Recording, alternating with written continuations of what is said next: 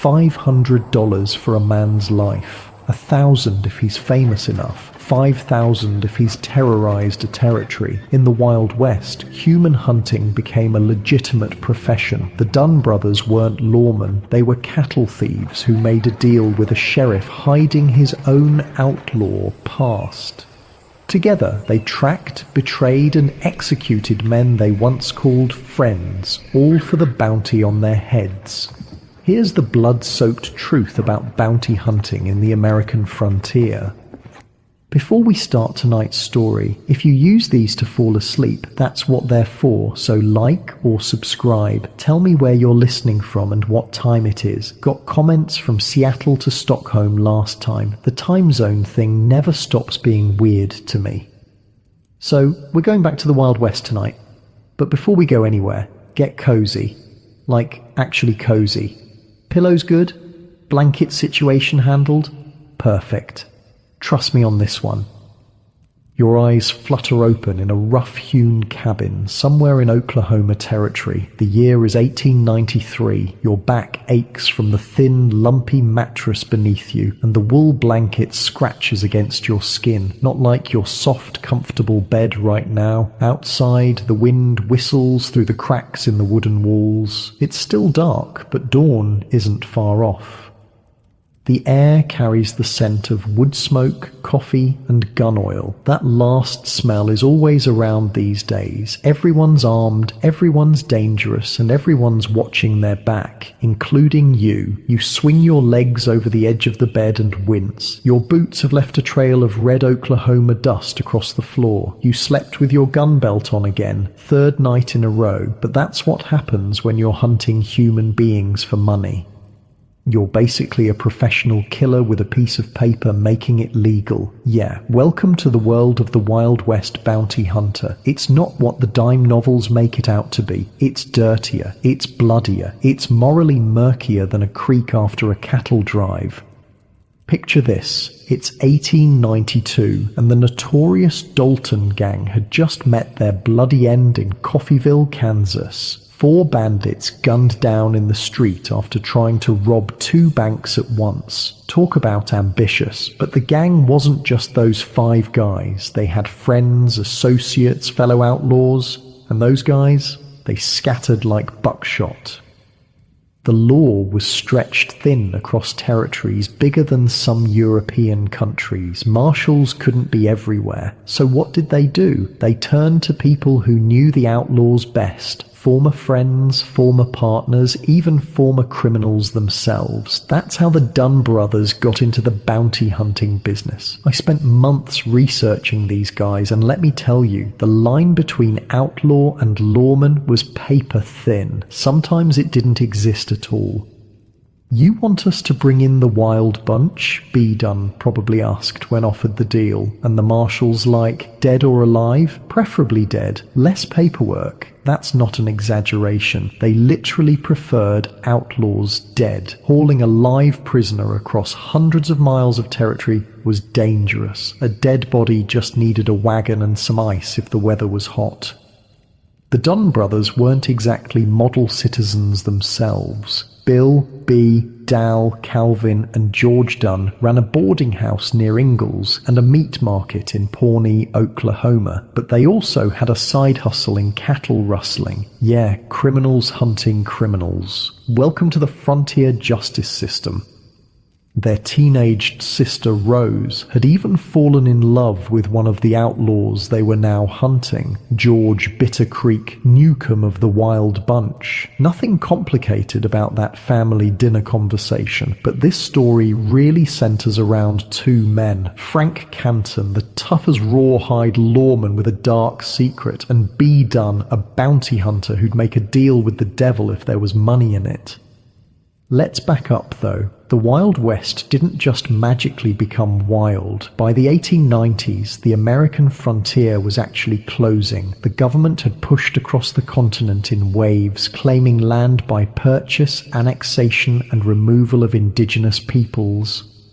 Oklahoma Territory was this strange patchwork of settlements, reservations, and no man's lands, the perfect place for outlaws to hide, and hide they did. The Wild Bunch, led by Bill Doolin, was terrorizing the region. Train robberies, bank heists, shootouts with lawmen, they were the real deal.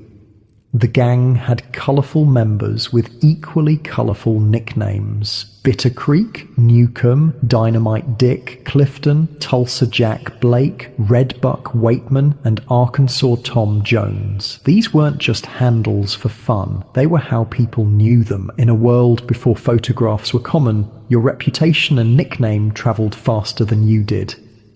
Now, Frank Canton was something else entirely. As both Undersheriff of Pawnee County and a Deputy U.S. Marshal, he had authority, but he wasn't exactly what you'd call upstanding. There were whispers about his fondness for the bottle and his brutal methods. He had in recent years worked as a cowboy and a sheriff further west, but his early life was a mystery, or so people thought. Frank, his boss might say, we need the Wild Bunch taken care of. And Canton would just nod, checking his revolver. Dead or alive? The posters say both. Treasury doesn't care which way they come in. The bounties on these outlaws' heads were serious money, $1,000 to $3,000 per man, at a time when a good annual salary might be $500. That's like offering $100,000 per outlaw in today's money. For poor frontier folks, that kind of reward was life-changing. The morning is coming on faster now. You pour yourself coffee that's thick enough to stand a spoon in. The cup warms your hands against the chill. Every bounty hunter has their own method. Some track footprints and broken twigs like indigenous scouts. Others work their connections paying for tips in saloons and brothels. You've got your own method. You know these outlaws. You drank with them once, maybe robbed with them too. Now you're going to bring them in one way or another. Here's the thing about bounty hunting in the Wild West. It wasn't like the movies. Most bounty hunters weren't drifters who rode into town looking at wanted posters. They were lawmen supplementing their income, or locals who knew the criminals personally. The Dunn brothers knew exactly where to find some members of the Wild Bunch because they'd worked with them before, and that's where the real moral darkness creeps in, when you're hunting someone you used to call friend. A fly buzzes around the cabin, landing on the wanted poster you've tacked to the wall. The sketch doesn't really look like Bitter Creek, but the reward amount is clear as day. $3,000, dead or alive. 3,000 reasons to betray a friend. This system created a brutal reality where outlaws couldn't trust anyone. The higher your bounty went, the more your friends started looking at you differently, calculating, wondering if you were worth more to them dead than alive. Tell me about the Dunns, people would ask years later, and old-timers would lean in close. They weren't bounty hunters, they were bounty killers. Most people assume the term bounty hunter was common in the Old West, but it actually wasn't used much back then. These men were called manhunters, or sometimes just detectives. The profession wasn't regulated. Anyone could decide to track down a wanted man. The only credential you needed was to bring in the body. By spring of 1895, tensions were building between Frank Canton and the Dunn brothers. They were supposed to be working together to take down the Wild Bunch, but there was money involved, and where there's money, there's betrayal. B. Dunn had figured out a way to cut Canton out of the rewards. He and his brothers had a solid lead on where to find Bitter Creek Newcomb and Charlie Pierce. They just needed to get Canton out of the way first.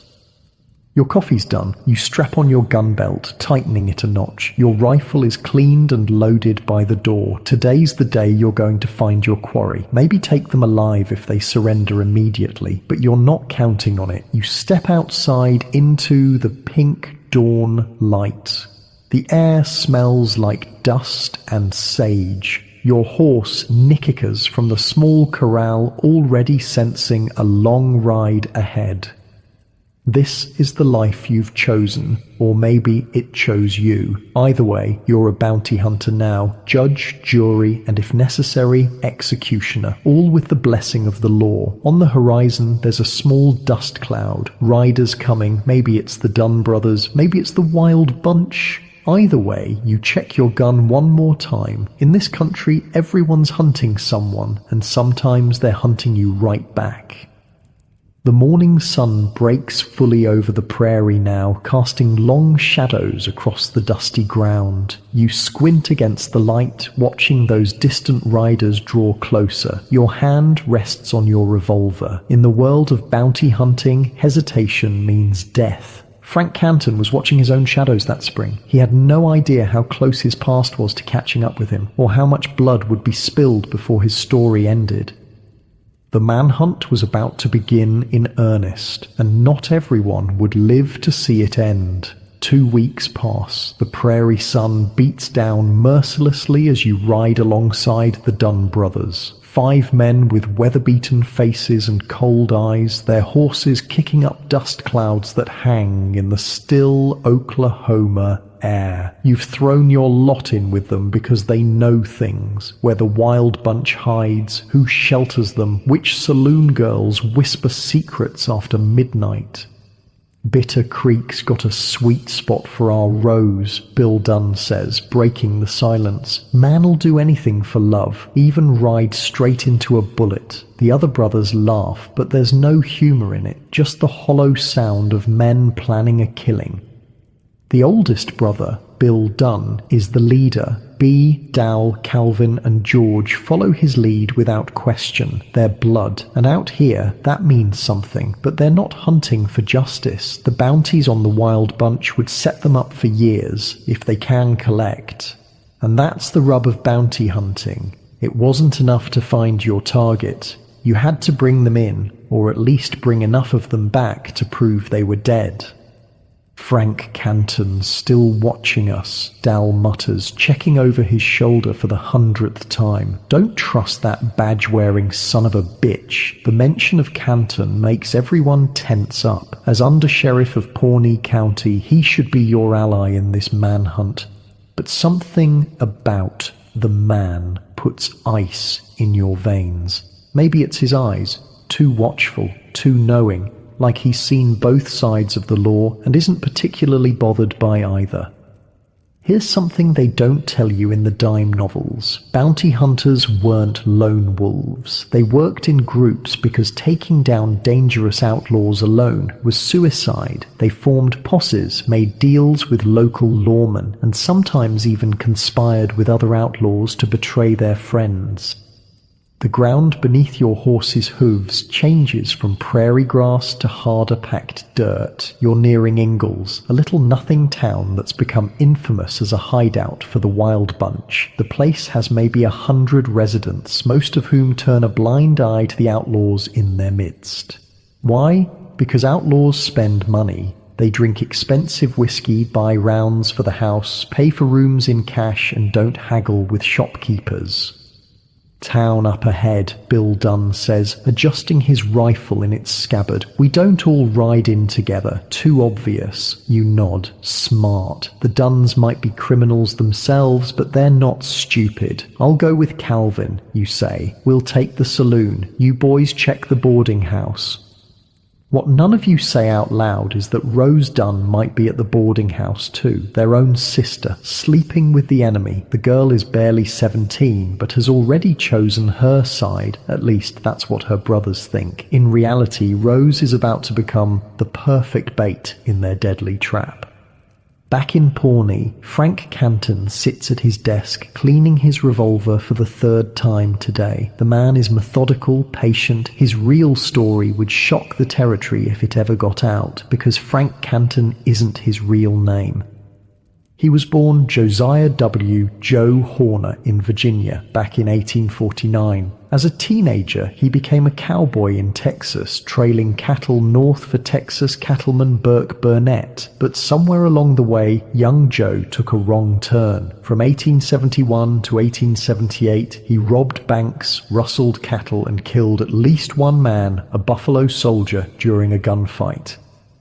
In 1877, authorities finally caught up with him after he robbed a bank in Comanche, Texas. But Horner wasn't done yet. He escaped from Texas Ranger custody and fled north to Nebraska, where he shed his outlaw identity like a snake shedding its skin. Joe Horner died on the trail, and Frank Canton rode into Wyoming a new man. Wait, what? Yeah, you heard that right. The lawman hunting down the wild bunch was himself a wanted fugitive with a fake identity. The irony gets even better. Canton eventually became sheriff of Johnson County, Wyoming, before moving to Oklahoma Territory. A bank robber turned sheriff turned bounty hunter. You almost have to admire the audacity. You think Newcomb will show? Calvin Dunn asks as you tie your horses behind the Ingalls Saloon. You check your pocket watch, 2:17 in the afternoon, hot as hell. If Rose sent that letter like Bill said, he'll come running. And if he brings Pierce with him, you pat your revolver. More bounty for us. The saloon is like every other frontier watering hole. Dim, smelling of stale beer, tobacco, and unwashed bodies. A handful of men lean against the bar, eyeing you suspiciously as you enter. The piano player doesn't miss a note, but his eyes follow you too. Whiskey, you tell the barkeep, sliding a coin across the scarred wood. Leave the bottle. This is how you gather information. You drink, you listen, you watch. Bounty hunting wasn't just about shooting. It was about patience, about blending in until someone got drunk enough or greedy enough to tell you what you needed to know. Calvin takes a table near the back facing the door. You lean against the bar, seemingly casual but positioned to see the street through the grimy window. Every man who walks past gets a quick assessment. Height, build, weapons, the way they move. You're looking for Bitter Creek's distinctive limp, the result of a shootout with lawmen last year. The whiskey burns going down. 3 hours pass like molasses. The piano player changes. The crowd thins, then builds again as evening approaches. No sign of Newcomb or any of the wild bunch. Then a girl slips through the batwing doors. Young, pretty, moving with purpose. Rose Dunn. She doesn't acknowledge you or her brother, just takes a seat at a small table and orders coffee. She's here, Calvin mutters as you refill his glass. That means they're coming. Outside, the sun begins its descent, painting the dusty street gold. Shadows lengthen. Perfect ambush weather. What's about to happen isn't a fair fight. It's not going to be a shootout at high noon with men facing each other down the middle of the street. That's movie nonsense. Real bounty hunters didn't announce themselves. They didn't give their quarry a sporting chance. They waited until their target was vulnerable, sleeping, drunk, with a woman, unarmed. Then they struck. Fast, hard, final. Back in his office, Frank Canton reviews what he knows about the Dunn brothers. They're unreliable, but they have connections to the wild bunch that he lacks. He needs them, for now. But he doesn't trust them. Especially not Bill Dunn, who's been asking too many questions about Canton's past. Marshall, a deputy, interrupts his thoughts. Telegram from Ingalls. The Dunns have been spotted. Canton folds the paper carefully. Saddle my horse. As he straps on his gun belt, Canton considers what he knows. The Dunns plan to ambush members of the wild bunch who might be coming to visit Rose. They didn't tell Canton when or where, trying to cut him out of the reward money. Amateurs, he mutters, checking his Winchester rifle. They've forgotten the cardinal rule of the frontier. Betrayal works both ways. Night falls completely. You and Calvin have moved outside, positioning yourselves in the shadows across from the boarding house. Bill and the other brothers have spread out, covering all exits. Rose left the saloon an hour ago, presumably to wait in her room for Newcomb. Movement, Calvin whispers, nodding toward the edge of town. Two riders moving cautiously. Even in the darkness, you can make out Bitter Creek Newcomb's lanky frame and Charlie Pierce's distinctive hat. They're armed but relaxed, expecting to visit a sweetheart, not ride into an ambush. Your mouth goes dry. This is the moment. These men are worth $5,000 together, enough to buy a decent ranch, enough to start fresh somewhere the Duns aren't known as cattle thieves. You've never killed a man for money before, but there's always a first time. The two outlaws dismount at the hitching post outside the boarding house. They're laughing about something, completely unaware. Newcomb stretches, wincing at his old wound, the one Rose's brother B gave him in a previous encounter. Now? Calvin breathes. You shake your head. Let them get inside first. This isn't just about making sure they don't escape. It's about the story you'll tell afterward. They went for their guns' sounds better than we shot them in the street before they knew we were there. Even bounty hunters have to maintain some kind of moral fiction. But as the two men reach the porch steps, something changes. Newcomb stops suddenly, puts a hand on Pierce's arm. They both scan the darkness, suddenly alert. Years of living as wanted men have given them a sixth sense for danger. Something's wrong, Newcomb says, loud enough for you to hear. It's too quiet. In that moment, everything unravels. Bill Dunn, impatient as always, steps out from his hiding place. Evening Bitter Creek, he calls, rifle raised. What happens next is chaos. Guns drawn, shots fired, men scattering. Bitter Creek and Pierce dive for cover, returning fire. A window shatters. Someone screams, probably Rose, realizing her brothers are trying to kill her lover. The air fills with gun smoke and the thunderclap of revolvers. You squeeze off 2 shots, aiming for movement in the darkness, not sure if you hit anything. Calvin curses as a bullet kicks up dirt near his feet. This is the reality of frontier violence. Not heroic duels, but confused. Terrifying exchanges of gunfire where you're as likely to hit a friend as an enemy.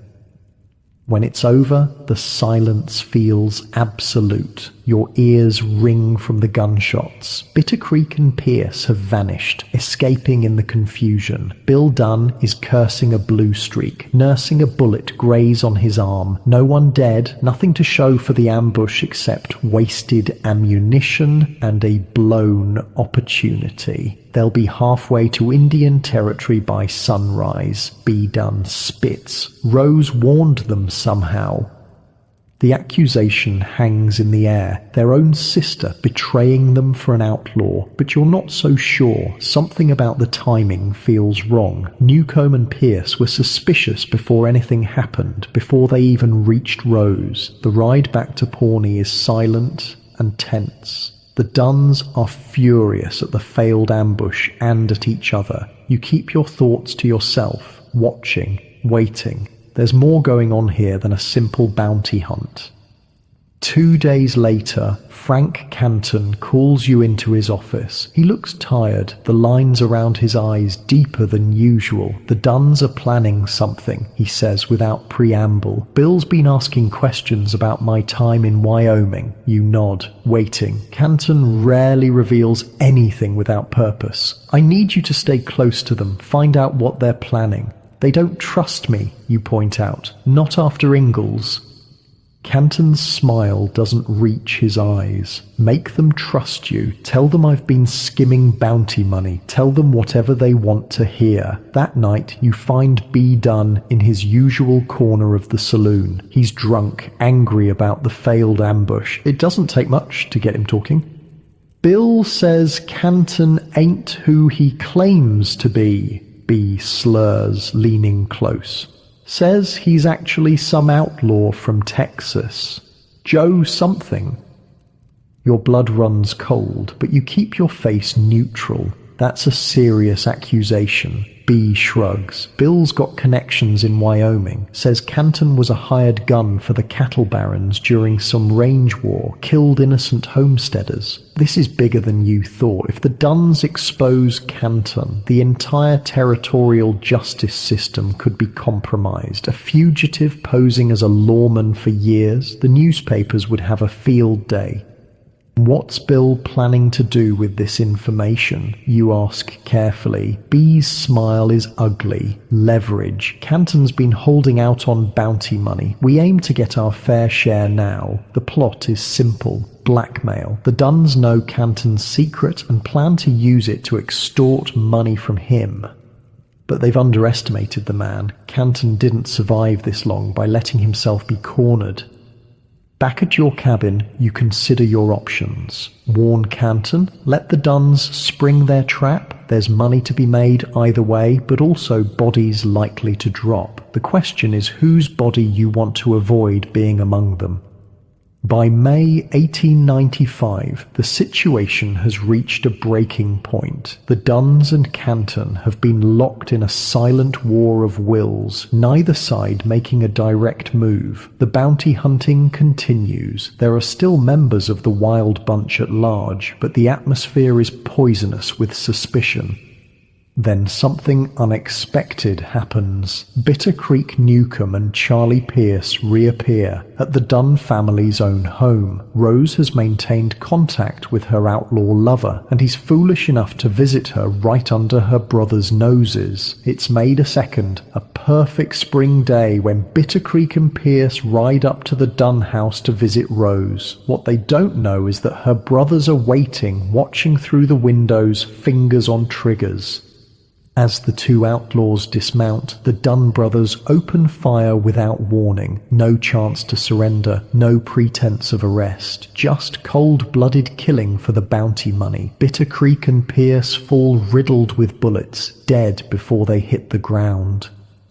Rose screams, running to her lover's body, but it's too late. The man she loved is gone, betrayed and murdered by her own blood. The Dunn brothers stand over the bodies, not with regret, but with calculation. $5,000 for Newcomb, another $5,000 for Pierce. 10,000 reasons to kill men they once called friends. When Canton arrives hours later, the bodies are already loaded on a wagon bound for Guthrie, where Marshal Nix will pay the bounty. The undersheriff takes one look at the scene and knows exactly what happened. "You didn't even try to take them alive," he says, his voice flat. Bill Dunn shrugs. Poster says dead or alive. They're just as dead as they need to be. What Canton notices, what you notice too, is something disturbing about the bodies. The bullet wounds aren't consistent with men who were shot during a gunfight. The patterns suggest men who were lying down, perhaps sleeping when the bullets tore into them, executed, murdered in cold blood. But the territorial authorities aren't about to quibble over how outlaws met their end. Dead is dead, and the bounty will be paid just the same. This is the dark reality of frontier justice. The line between lawman and outlaw wasn't just thin, sometimes it didn't exist at all. The same man could be both, depending on which side of a wanted poster his face appeared. As the wagon pulls away with its grim cargo, you catch Canton watching Bill Dunn with a calculating expression. The undersheriff knows the Dunns are planning to expose him, and now they've just proven how casually they're willing to kill. The hunters have become the hunted, and only one side can survive what's coming next. The bodies of Bitter Creek Newcomb and Charlie Pierce lie side by side on crude wooden tables in the undertaker's back room. Flies buzz in the May heat, already drawn to the blood-soaked clothes. Marshal Evett Nix circles the corpses, nodding with grim satisfaction. $10,000, he says to the Dunn brothers. 5,000 each. That's a fair price for these two. Bill Dunn spits tobacco juice onto the floor. We earned every penny. You hang back in the shadows, watching. The smell of death and formaldehyde makes your stomach turn, but you keep your face neutral. Show weakness in this company, and you become a target. Frank Canton stands off to the side, his eyes fixed not on the bodies, but on the Dunn brothers. There's something calculating in his gaze, like a man tallying debts that will soon come due. "How'd you manage to get the drop on them?" Nix asks, looking at the bullet wounds. "Bitter Creek was quick on the draw. They came to see our Rose," George Dunn says. "Weren't expecting trouble from family." The words hang in the air. Betraying family. There's nothing lower out here except maybe betraying friends. The Dunns have now done both. After the bounty paperwork is signed, you follow the brothers to the bank. $10,000 gets counted out in crisp bills, more money than most frontier folk will see in a decade. The banker's hands tremble slightly as he counts. Everyone knows where this money came from. Blood money. "You're cut," Bill Dunn says later, sliding $500 across the table to you back at the saloon. "For keeping watch." It's less than agreed upon, but you know better than to argue. The Dunns aren't in a generous mood, especially with Canton breathing down their necks. Plus, there's the matter of Rose. The girl hasn't spoken to her brothers since the killings. Some say she's left town entirely, unable to live with the men who murdered her lover. "What about Canton?" you ask quietly. "He knows." "Knows what?" B. Dunn's voice has a dangerous edge. That Newcomb and Pierce weren't shot in self-defense. Those wounds tell a different story. The Dunn brothers exchange glances. "Don't matter," Bill finally says. "Dead is dead. Reward's the same either way." He's right about the reward, but wrong about what matters. In the Wild West, reputation was everything, and word is spreading about how the Dunn brothers operate, not as legitimate bounty hunters taking dangerous men alive when possible, but as cold-blooded killers who'd shoot a man in his sleep if there was money in it. Back at his office, Canton pulls a file from his desk. Inside are telegrams from Wyoming, letters from Texas, wanted posters with faces that look eerily familiar. He's been building this file on the Dunn brothers for months, not for any official investigation. This is personal. Canton takes a bottle from his drawer and pours a generous measure. The whiskey burns, but it steadies his hands. The Dunns know his secret. It's only a matter of time before they try to use it against him. He needs to strike first.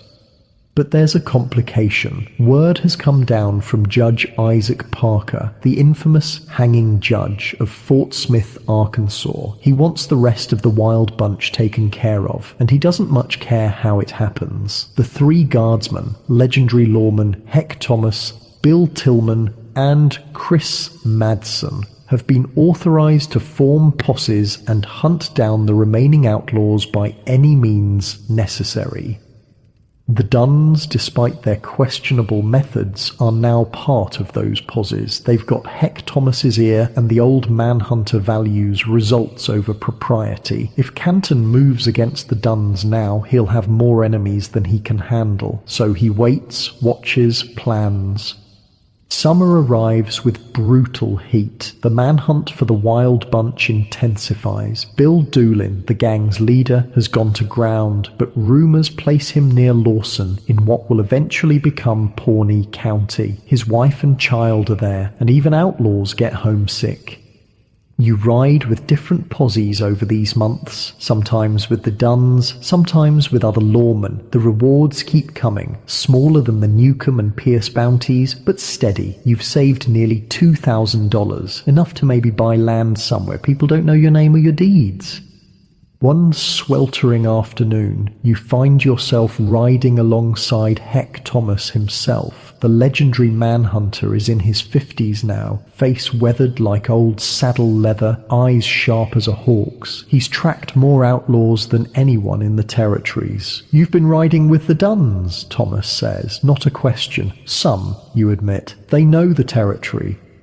Thomas snorts. They know it because they've broken the law across most of it. Bill Dunn was rustling cattle before he started collecting bounties. People change, you offer, not believing it yourself. No. Thomas shakes his head. They don't. They just find new ways to be who they've always been. The words stick with you, especially when you think about Frank Canton. Has he changed, or just found a new outlet for his outlaw instincts?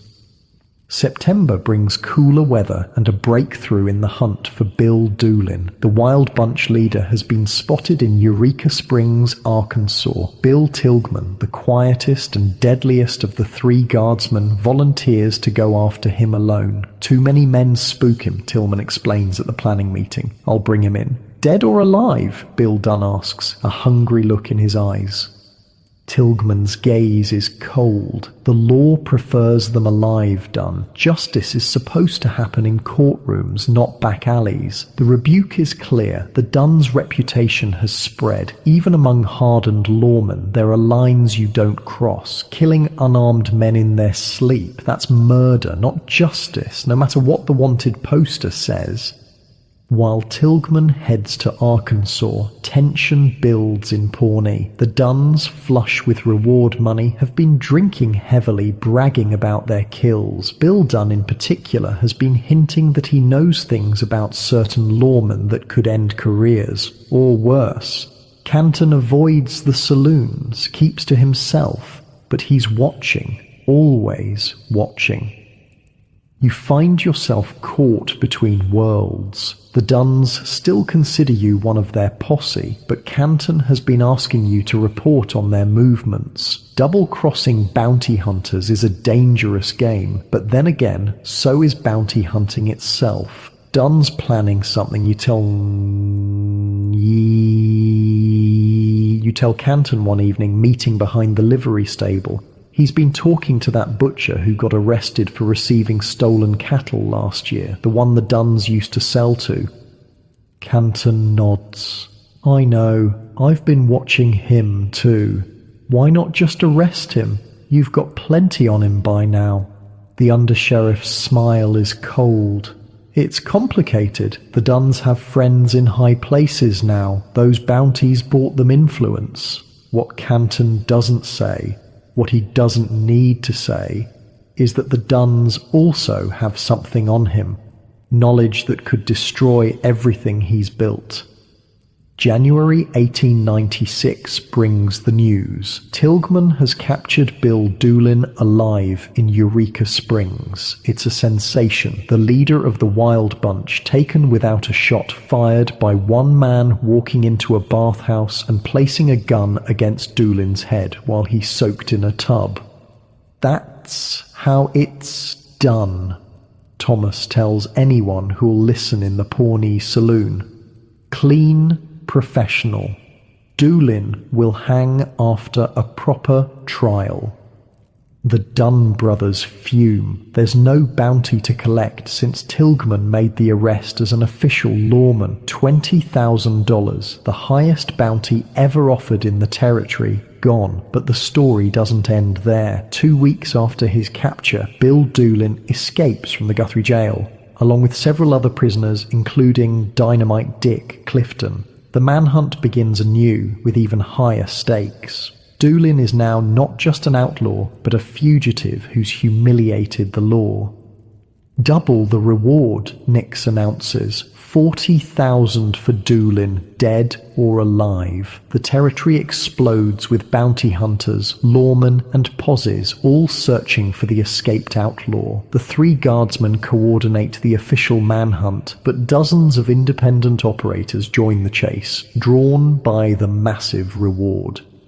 Among them, the Dunn brothers are particularly determined. $40,000 would set them up for life. They could leave the territories entirely, head to California or back east where no one knows their names or deeds. We'll find him first, Bill Dunn promises, checking his rifles. We've got sources the lawmen don't.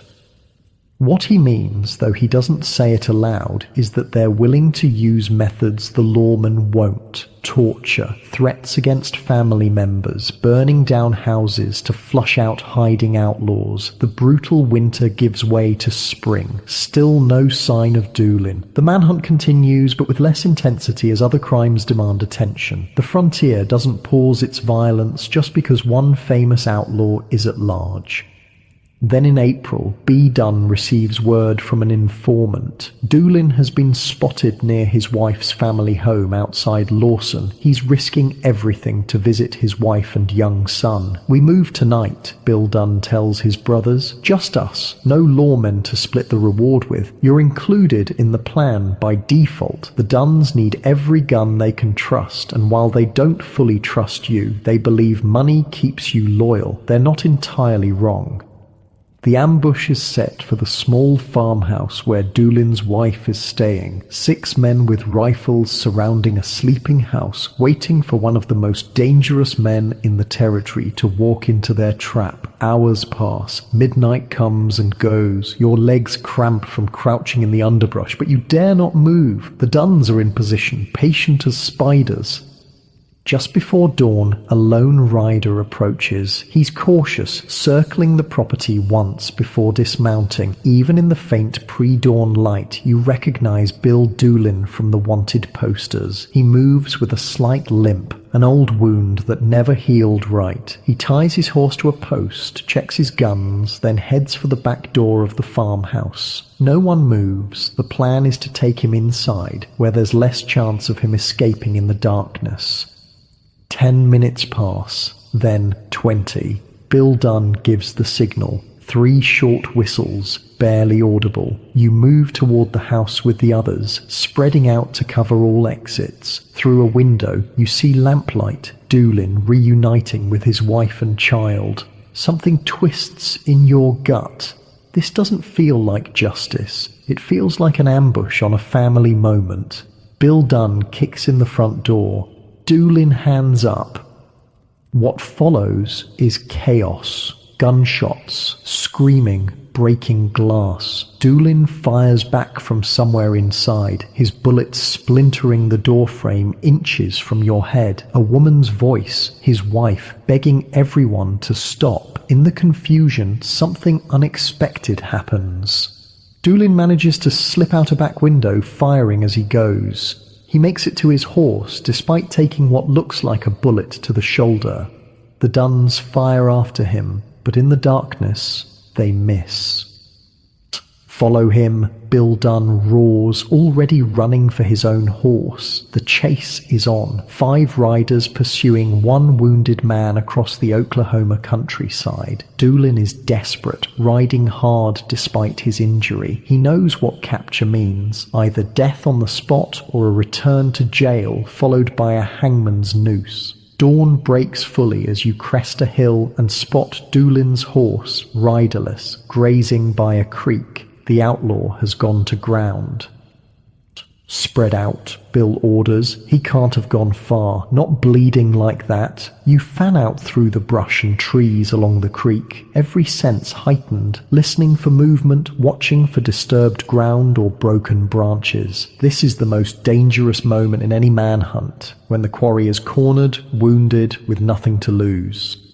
A gunshot cracks the morning silence. Then another. You run toward the sound, heart pounding. Through the trees, you see B. Dunn on the ground, clutching his leg. Blood seeps between his fingers. 20 yards away, Doolin is reloading his revolver behind a fallen log. Bill Dunn crashes through the underbrush, firing wildly. Doolin returns fire, more disciplined, making each shot count. It's an uneven match, 1 wounded man against 4 hunters. The outcome is inevitable. When it's over, Bill Doolin lies dead, 5 bullets in his body, none from your gun. You held back, watching rather than participating. Bill Dunn stands over the outlaw's corpse, a strange expression on his face. Not triumph, not relief, something closer to disappointment, as if he's lost his purpose along with his quarry. $40,000, he says finally. Get him on a horse. We're taking him to Guthrie. B's wound isn't serious. A clean shot through the meaty part of his thigh. He'll recover, though he'll have a limp to match the man who gave it to him. As you help load Doolin's body across his own horse, you realize something has changed. The hunt is over. The wild bunch is effectively finished. There are still a few members at large, but without Doolin, they're just scattered outlaws, not a gang. More importantly, the Duns have served their purpose as far as the law is concerned. The dangerous criminals are dead or captured. The territories are safer, but men like the Duns don't just fade away when they're no longer useful. They find new targets, new sources of income, and Frank Canton is watching them, waiting for his moment. Back in Guthrie, Marshal Nix personally counts out the reward money, $40,000 in stacks of fresh bills. The Duns divide it 5 ways, $8,000 each. Your share is enough to buy that land you've been dreaming of, enough to start fresh somewhere far from Oklahoma territory. But something holds you back. The story isn't over. There's a reckoning coming between Canton and the Duns, and somehow you know you'll be caught in the middle when it happens. We're heading to California, Bill Dunn tells you as you leave the marshal's office. Once B's leg heals up, nothing left for us here. You nod, non-committal. Good luck. You should come along, he adds, surprising you. We work well together. Could be opportunities out west. Before you can answer, you spot Frank Canton across the street, watching. The undersheriff tips his hat, a gesture that seems almost mocking. Bill Dunn follows your gaze, and his expression hardens. "That badge-wearing son of a bitch," he mutters. "Think I don't know what he's planning? He's been building a case against us for months." "For what?" you ask, though you already know. "For Newcomb and Pierce, says we executed them." Dunn spits, like it matters how outlaws die. It matters to Canton, and soon it will matter to everyone in Pawnee County. As summer approaches, the Duns remain in Oklahoma, despite their talk of California. B's leg is healing slowly, and Bill has unfinished business with Frank Canton. The tension between them has become an open secret in Pawnee, 2 predators circling each other, waiting for weakness. "Watch yourself," Heck Thomas warns you one hot afternoon. When those 2 finally clash, anyone nearby is liable to get caught in the crossfire. You nod, appreciating the concern from the legendary manhunter. "I've been thinking of moving on." Thomas studies you for a moment. You've got the makings of a good lawman, you know, not like the Duns. They're just killers with temporary permission. The words stay with you as you ride back to your cabin. Maybe there is another path. Maybe the blood money in your pocket doesn't have to define your future. But first, you need to survive what's coming, because Frank Canton isn't just building a case against the Duns, he's planning to eliminate them entirely, and the Duns know it. The storm clouds are gathering over Pawnee County, and when the lightning strikes, it will change the territory forever. Summer in Oklahoma territory brings sweltering heat that seems to ignite tempers as readily as it does the dry prairie grass. You've taken to sleeping outside your cabin most nights, the interior too stifling even with windows open. The Doolin bounty money sits hidden beneath a loose floorboard, inside, still mostly untouched. Every time you think about spending it, something holds you back. It's not guilt exactly, more like caution. Money earned from death has a way of bringing more death along with it. The Duns haven't left for California as planned. B's leg is healing, but there's another reason for their delayed departure. Bill Dunn has been meeting with territorial politicians in Guthrie, using his newfound wealth to buy influence. The bounty hunter who helped eliminate the wild bunch now finds doors open to him that were previously shut tight. Frank Canton knows this. He watches from the shadows, gathering information, building his case piece by piece. The undersheriff rarely sleeps these days, driven by something beyond mere duty. The feud between him and the Duns has become personal, though few understand just how deep it runs.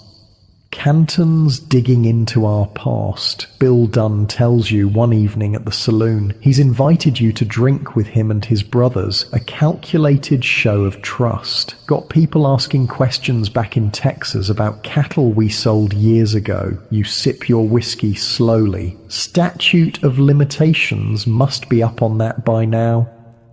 Ain't about the law, B. Dunn interjects. His injured leg is propped on a chair, the wound still seeping enough to stain his bandages. It's about reputation. Man gets known as a cattle thief, certain doors close to him. The irony isn't lost on you. The Dunns are worried about being labelled thieves while proudly wearing the mantle of killers. What's Canton's game, you ask? Fishing for information you can bring back to the undersheriff later. This double role has become dangerously comfortable. Bill leans forward, lowering his voice. We know things about him, things that would end more than just his career, and he knows we know. Dal and George Dunn exchange glances, but say nothing. Calvin stares into his glass, seemingly distracted. The brothers aren't as unified as they once were. The money has created new tensions between them. Dal wants to leave immediately for California. George has been talking about buying a ranch in Wyoming. Only Bill and Bee seem determined to stay and confront Canton. What about you? Bill asks suddenly. You sticking around or moving on? You shrug, non-committal. Haven't decided yet. Well, decide soon, B says with surprising heat. Way things are heading, folks are going to have to pick sides. Can't sit on the fence forever. The next morning, you relay the conversation to Canton in the livery stable where his horse is being shod. The undersheriff listens impassively, his face revealing nothing. They're right about one thing, he says finally. People will have to choose sides. And what side am I on, exactly? You ask, irritated by his cryptic manner. Canton studies you for a long moment. That depends. Do you believe there's a difference between hunting outlaws and murdering them in their sleep? Before you can answer, the blacksmith approaches with Canton's horse. The animal's hooves clop on the packed earth. Fresh shoes gleaming in the morning sun. Good work, Canton tells the smith, paying him extra. Horse needs to be ready for hard riding. Might be leaving town soon. The comment catches your attention. Going somewhere?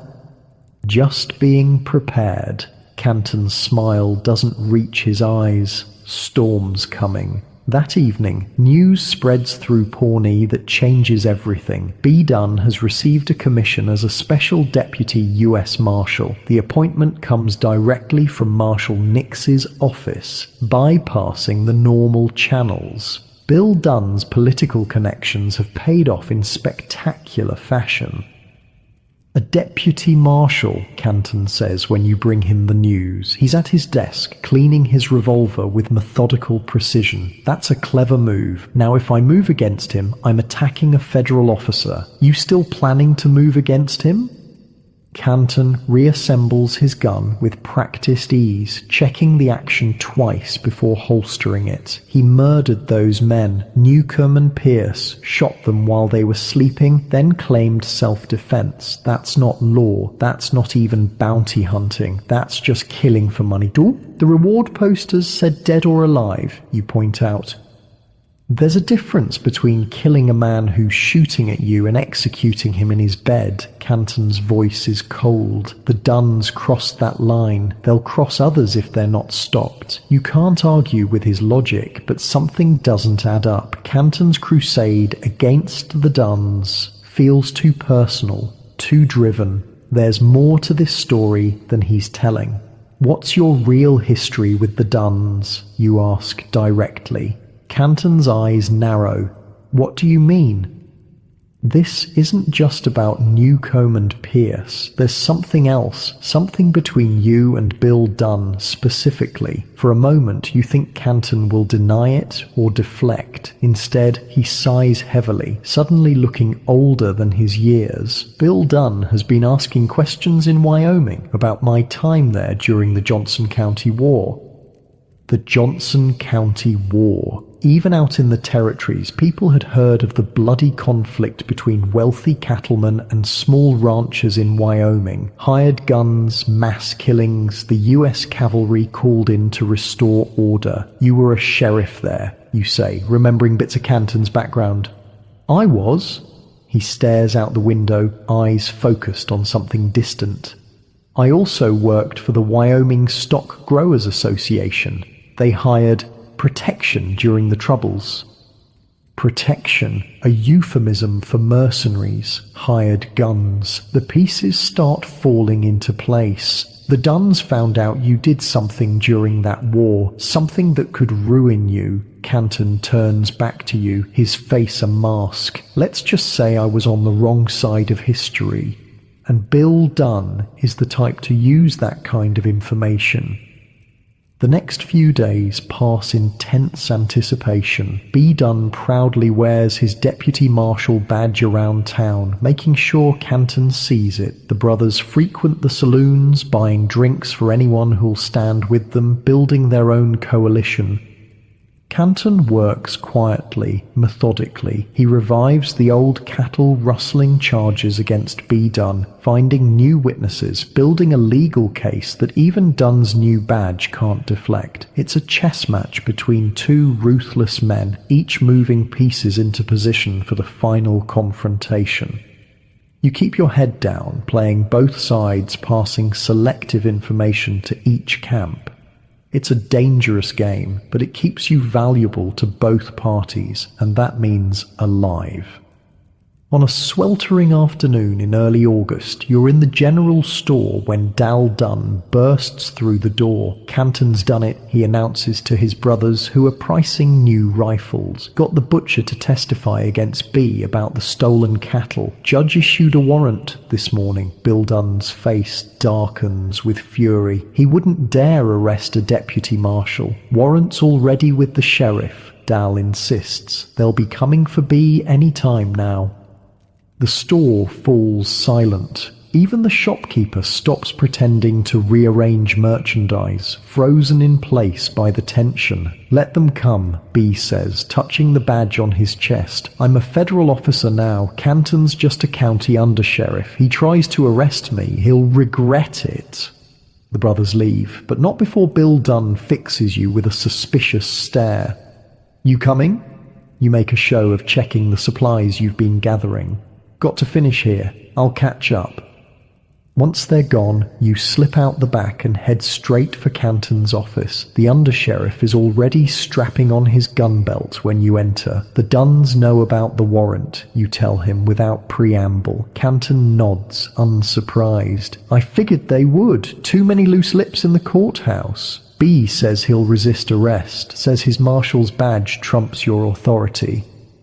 He's wrong. Canton checks his revolver one final time. A deputy marshal commission doesn't erase past crimes, especially not when those crimes were committed in my jurisdiction. You follow Canton out to the street, uncertain of your role in what's about to unfold.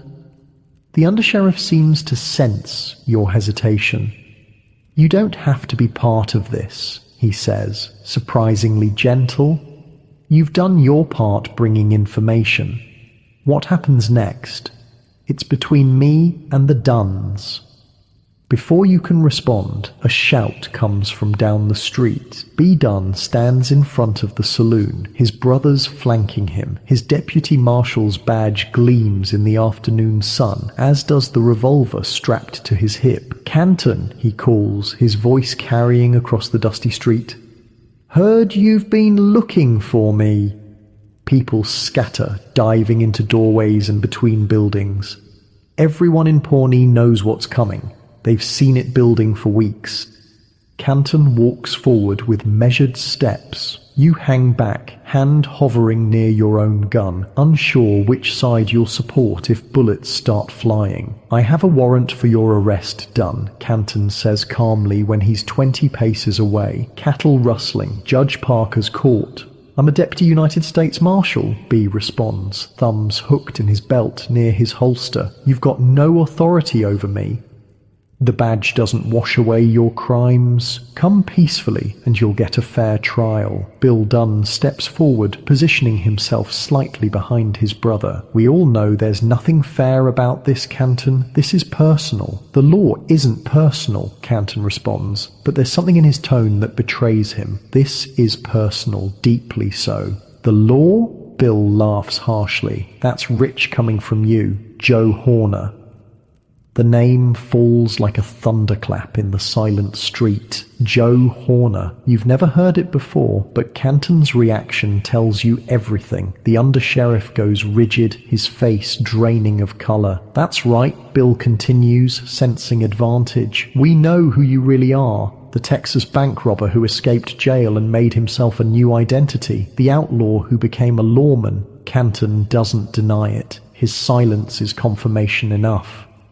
You arrest my brother, Bill says, and everyone in the territory will know Frank Canton doesn't exist, that the great lawman is just a fugitive playing dress-up. For a long moment, no one moves. The tension stretches like a bowstring pulled too tight. Then Canton does something unexpected. He smiles. You think that matters now, after all this time? His voice is calm, almost amused. I've spent 20 years on this side of the law, caught more outlaws than you've had hot meals. My record speaks for itself. Your record? B snarls. You're a wanted man, Canton, or should I call you Horner? Once folks know the truth, you'll be the one in chains. Canton's smile fades. Maybe, but first, you're coming with me, badge or no badge.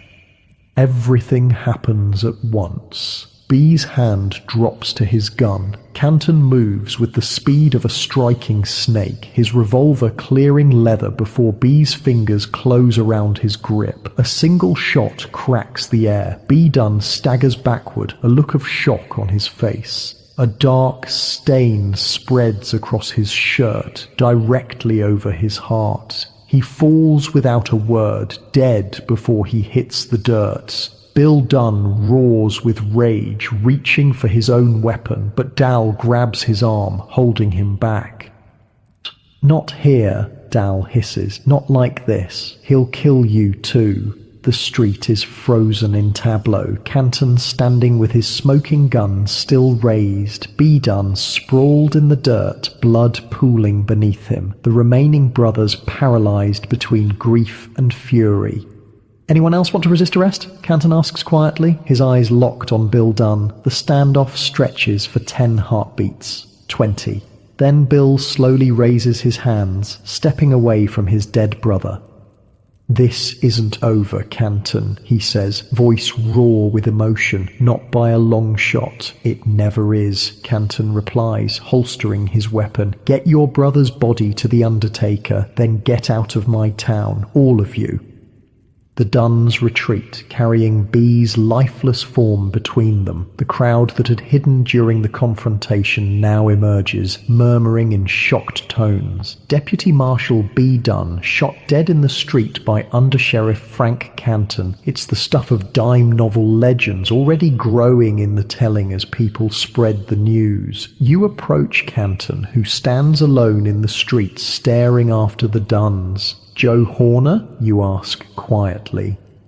Canton doesn't look at you. A ghost from another life. A man who died a long time ago. Bill Dunn will spread the story. Your secret's out. Let him. Canton finally turns to you. Some secrets lose their power once they're told, and some men can't be destroyed by their past. As the sun sets on Pawnee, casting long shadows across the street where B. Dunn died, you realize the story is far from over. Bill Dunn isn't the type to accept defeat or the death of his brother. He'll be back with a plan for revenge that will shake the territory to its core. And Frank Canton, or Joe Horner, will be waiting for him, a lawman with an outlaw's instincts. A man who understands exactly how dangerous his enemy is. Because in the Wild West, a badge didn't make you a lawman any more than a wanted poster made you an outlaw. What mattered was which side of the gun you were on when the shooting started, and who was left standing when the smoke cleared.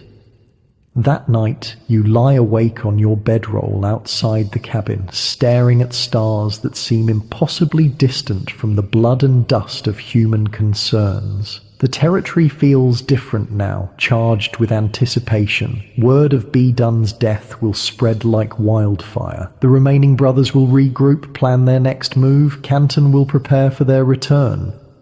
And you're still caught between worlds, between loyalties. The bounty money still sits beneath your floorboard, blood money that seems to whisper your name in the darkness. Maybe it's time to take it and ride out. Head west to California or north to the gold fields. Leave the Dunns and Canton to their private war. But something tells you it's already too late for that. You're part of this story now, whether you want to be or not. And in the Wild West, stories like these only end one way. With more blood in the dust. Dawn creeps over Pawnee with somber light. The town feels different after yesterday's killing. People move faster, speak quieter, cast nervous glances toward the undertakers where B. Dunn's body awaits burial. No one lingers in the street where he fell. You saddle your horse early, planning to ride the perimeter of town, checking if the remaining Dunn brothers have left as Canton ordered, or if they're regrouping nearby. The weight of your revolver against your hip is somehow more noticeable today. After seeing how fast Canton drew, you've been practicing your own quick draw in private, painfully aware of the gap between your skills and his. Heading out? The voice startles you. Canton stands in the shadow of the livery stable, looking like he hasn't slept at all. His eyes are bloodshot but alert. Just scouting, you answer, tightening your cinch. Seeing if the Dunns cleared out. Canton nods. They won't go far, not with B in the ground. You really think they'll come back after what happened to B? The undersheriff's laugh is without humor. You don't know Bill Dunn very well if you're asking that question. He's right, of course. Men like Bill Dunn don't just walk away from a brother's killing, badge or no badge. Revenge isn't just likely, it's inevitable. What about your situation, you ask carefully? The whole Joe Horner thing? Canton's face hardens. Already sent telegrams to the governor and Marshal Nix explaining the situation. Got ahead of Bill Dunn's version. And we'll see. He shrugs with forced casualness. 20 years of solid lawman work against an old Texas warrant. Might be enough, might not be too. That's the part he doesn't say. Even in 1896, bureaucracy moves slow. By the time officials decide whether Frank Canton keeps his badge or gets shipped back to Texas in chains, Bill Dunn could have put him in the ground beside his brother. Watch yourself out there, Canton says as you mount up. The Dunns have friends. The morning air is cool as you ride out of town, a brief respite before the day's heat. Your horse's hooves kick up little dust clouds that hang in the still air. The land around Pawnee is mostly flat, with scattered stands of trees marking creek beds. Perfect ambush country. You ride carefully, scanning the horizon, noting the movement of birds that might signal humans disturbing their usual patterns. 2 hours out, you spot what you're looking for. Smoke from a campfire, hidden in a grove of cottonwoods along a creek. Approaching cautiously, you leave your horse tied 100 yards away and proceed on foot. Voices drift through the trees, angry and determined. Not waiting for some circuit judge, Bill Dunn's distinctive growl carries clearly. Canton shot B down like a dog. Badge don't give him that right. He'll claim self-defense, another voice. Sounds like Dow. B went for his gun first. Because Canton pushed him to it, Bill snaps. Backed him into a corner. You edge closer, staying low in the thick underbrush. Through gaps in the foliage, you can make out 3 men, Bill, Dal, and George Dunn, huddled around a small fire. Calvin is nowhere to be seen. We do this smart, Bill continues, calmer now. Not a straight-up fight in the street. Canton's too fast for that. We need an edge. What kind of edge? George asks. Bill stirs the fire with a stick, face grim in the flickering light, the kind that comes from knowing a man's schedule, his habits, when he'll be vulnerable. He doesn't drink much, Dal points out, doesn't visit whorehouses, man's careful. Everyone's got weak spots, Bill insists, even the great Frank Canton. You've heard enough. Slowly, carefully, you back away from the camp. Once clear, you hurry to your horse and ride hard for Pawnee. Canton needs to know the Dunns are planning an ambush, but halfway back you rein in hard, suddenly uncertain. Who are you really working for in this fight? Canton's been straight with you mostly, but he's living a lie as big as Texas. The Dunns are killers, but their grievance is real. Canton did goad B into drawing, giving himself the excuse to shoot.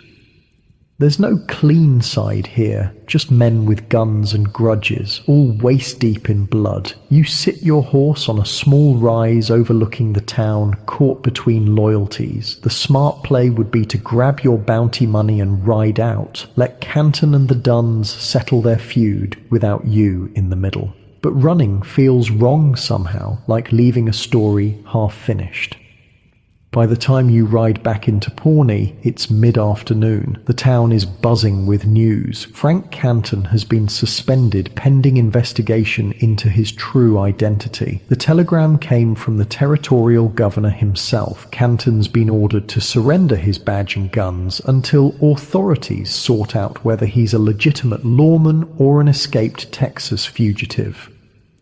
You find him at his house on the edge of town, a small, neat cabin with a front porch where he sits cleaning his rifle. His badge is conspicuously absent from his chest. They suspended you, you say, dismounting. News travels fast. He doesn't look up from his work, hands moving with practiced efficiency over the weapon's parts. You turning in your guns. Now he does look up, a flicker of amusement crossing his face. What do you think?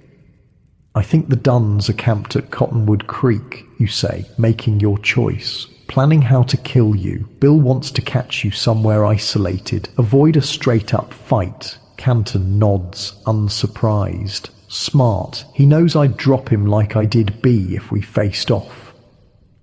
So, what's your plan?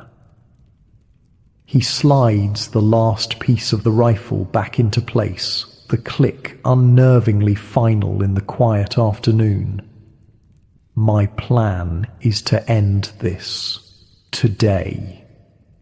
How? You're suspended. If you kill Bill Dunn now, it'll look like murder. It'll be self-defense. Canton stands, slinging the rifle. Bill's coming for me either way. I'm just choosing the battlefield. As the sun begins its descent toward the western horizon, Pawnee grows quiet. Word has spread about Canton's suspension and the Dunns' proximity. Folks are battening down, preparing for the storm everyone can feel coming. You find yourself in the saloon, nursing a whiskey, listening to the town gossip. The story of Canton and the Dunns has grown with each telling. Some say Canton was a famous Texas outlaw who killed 20 men before becoming a lawman. Others claim the Dunns have recruited a dozen gunmen to help them take revenge. The truth, as usual, is both less and more dramatic than the tales. You rode with them both, a weathered cowboy says, sliding onto the bar stool beside you. The Dunns and Canton, what's your read on how this ends? You consider your whiskey, buying time. Bloody, you finally answer. It ends bloody, he nods sagely. Always does with men like that. Too much pride, too much history, too many guns, you add. The doors swing open and conversation halts as Bill Dunn steps into the saloon. He's alone, dusty from the trail, face haggard with grief and rage. His eyes scan the room before settling on you. "There he is," he says, loud enough for everyone to hear. "Canton's little spy." The cowboy beside you vacates his stool with remarkable speed. Others edge toward doors and windows. No one wants to be caught in what's coming. "I'm just having a drink, Bill," you say, keeping your voice level, not looking for trouble. "Bit late for that." He approaches, stopping just out of arm's reach. "Saw your tracks out by our camp. Following us, were you? Running back to Canton with reports?" There's no point denying it. He deserved to know you were planning to bushwhack him. Bill's laugh is bitter. "And what did he tell you about himself? About Joe Horner, the bank-robbing, jail-breaking outlaw who reinvented himself as a lawman? Did he mention that part?" He didn't deny it. No, he wouldn't. Canton's not stupid. Bill signals the barkeep for a whiskey. The man delivers it with shaking hands, then retreats. You know what the funny part is? I don't even care that he used to be an outlaw. Hell, half the lawmen out here started on the wrong side of a wanted poster. "Then what do you care about?" Bill knocks back his whiskey in one swallow, grimacing at the burn. "He killed my brother, shot him down in the street like a dog." His voice cracks slightly. "B was hot-headed, sure, but he didn't deserve to die over some ancient cattle-rustling charge." For a moment, Bill Dunn isn't the notorious bounty hunter or the cattle thief. He's just a man grieving his brother, wounded and dangerous in his pain. "What are you planning, Bill?" you ask, though you already know. "What do you think? I'm going to kill Frank Canton." He says it matter-of-factly, like commenting on the weather. "Only question is whether you're going to try to stop me." Your hand rests near your revolver. Bill notices his own hand hovering near his weapon. The saloon has emptied around you, even the barkeep ducking behind his bar. Just you and Bill Dunn, one wrong word away from guns being drawn. "I'm not dying for Frank Canton," you say carefully, "but I'm not helping you kill him either." Bill studies you, weighing your words, measuring your resolve. Finally, he nods slightly. "Fair enough. Stay out of the way then. This ends today, one way or another." He backs toward the door, never taking his eyes off you. At the threshold, he pauses. "B wasn't a bad man, you know. None of us are what the stories make us out to be, not even Canton." Then he's gone, boots crunching on the boardwalk outside, heading toward Canton's cabin on the edge of town. You release a breath you didn't realize you were holding. The barkeep emerges from hiding, pale-faced. "You best warn Canton," he says, wiping nervous sweat from his forehead. "Dunn's got that killing look in his eye." But you hesitate. Maybe this isn't your fight. Maybe the smart play is still to grab your money and ride out. The sun hangs low now, painting Pawnee in shades of red and gold, the perfect light for a showdown. At Canton's cabin, preparations are already underway. The undersheriff sits on his porch, revolver on his lap, rifle leaning against the wall beside him. He's positioned himself with clear sightlines to all approaches, impossible to sneak up on. "Bill Dunn's on his way," you announce, reining in your horse. "Just left the saloon. He's coming to kill you." Canton nods, unsurprised. "Figured it would be today. Sun's almost down. Last chance before full dark." "You could leave," you suggest. "Ride out. Come back when things cool down." "And go where?" Canton's smile is thin. "I've spent 20 years building this life. I'm not running from Bill Dunn or anyone else." You dismount, unsure why you're staying. This isn't your battle, but something keeps you here. Curiosity maybe, or some misplaced sense of loyalty, or perhaps just the desire to see how the story ends. "You don't have to stay," Canton says, reading your thoughts. "This is between me and Dunn." "I know, but I'm staying anyway." He accepts this with a nod, then returns to watching the road. The minutes stretch like hours as the sun continues its descent. Shadows lengthen across the dusty ground. Somewhere a nighthawk calls, its voice lonely in the gathering dusk. "Tell me something," you say, breaking the silence. "Did you really kill innocent homesteaders during the Johnson County War, like Dunn claimed?" Canton's face hardens. The Johnson County War wasn't about innocents on one side and villains on the other. It was complicated, messy. That's not an answer. No, it isn't. He sighs. "I did things in Wyoming I'm not proud of, things I justified to myself at the time, because I was on the payroll of powerful men, but I never shot an unarmed man in the back, never killed except when my own life was threatened." Whether that's the full truth, you'll never know, but it's the closest to a confession you're likely to get from Frank Canton. "Rider coming," Canton says suddenly, straightening in his chair. "Looks like Bill's decided to face me straight up after all." You peer down the road. Sure enough, a lone horseman approaches at a walk, silhouetted against the setting sun, the distinctive shape of Bill Dunn coming to avenge his brother's death. "Last chance to leave," Canton tells you. "I'll stay out of it," you promise. "But I'm watching." Canton stands, checking his revolver one final time before holstering it. He steps off the porch into the yard, waiting as Bill Dunn draws closer. It's a strange moment, almost ceremonial. Two enemies approaching each other in the dying light, surrounded by the vast emptiness of the frontier. No law but what they make themselves. No justice but what they deal with their own hands. Bill reins in his horse 30 yards from the cabin, dismounting slowly. His rifle remains in its saddle scabbard, a statement of intent. This will be settled with revolvers, man to man. "Canton," he calls, voice carrying clearly in the still evening air. "Got something to settle between us?" "I know why you're here, Dunn," Canton responds, standing his ground. "But it won't bring your brother back." "Or no, it won't." Bill advances, hand hovering near his holstered weapon. "But it'll balance the scales." They face each other across 20 yards of dust and scraggly grass. You watch from the edge of the porch, heart pounding. This is how legends are born in the West. 2 men, 2 guns, 1 survivor. "You know my reputation," Canton says evenly. "You've seen what happened to B. Walk away, Dunn. Live to fight another day." "Can't do that," Bill replies. "You know that." Canton nods, resigned. "Then let's do this properly. No more words. Draw when you're ready."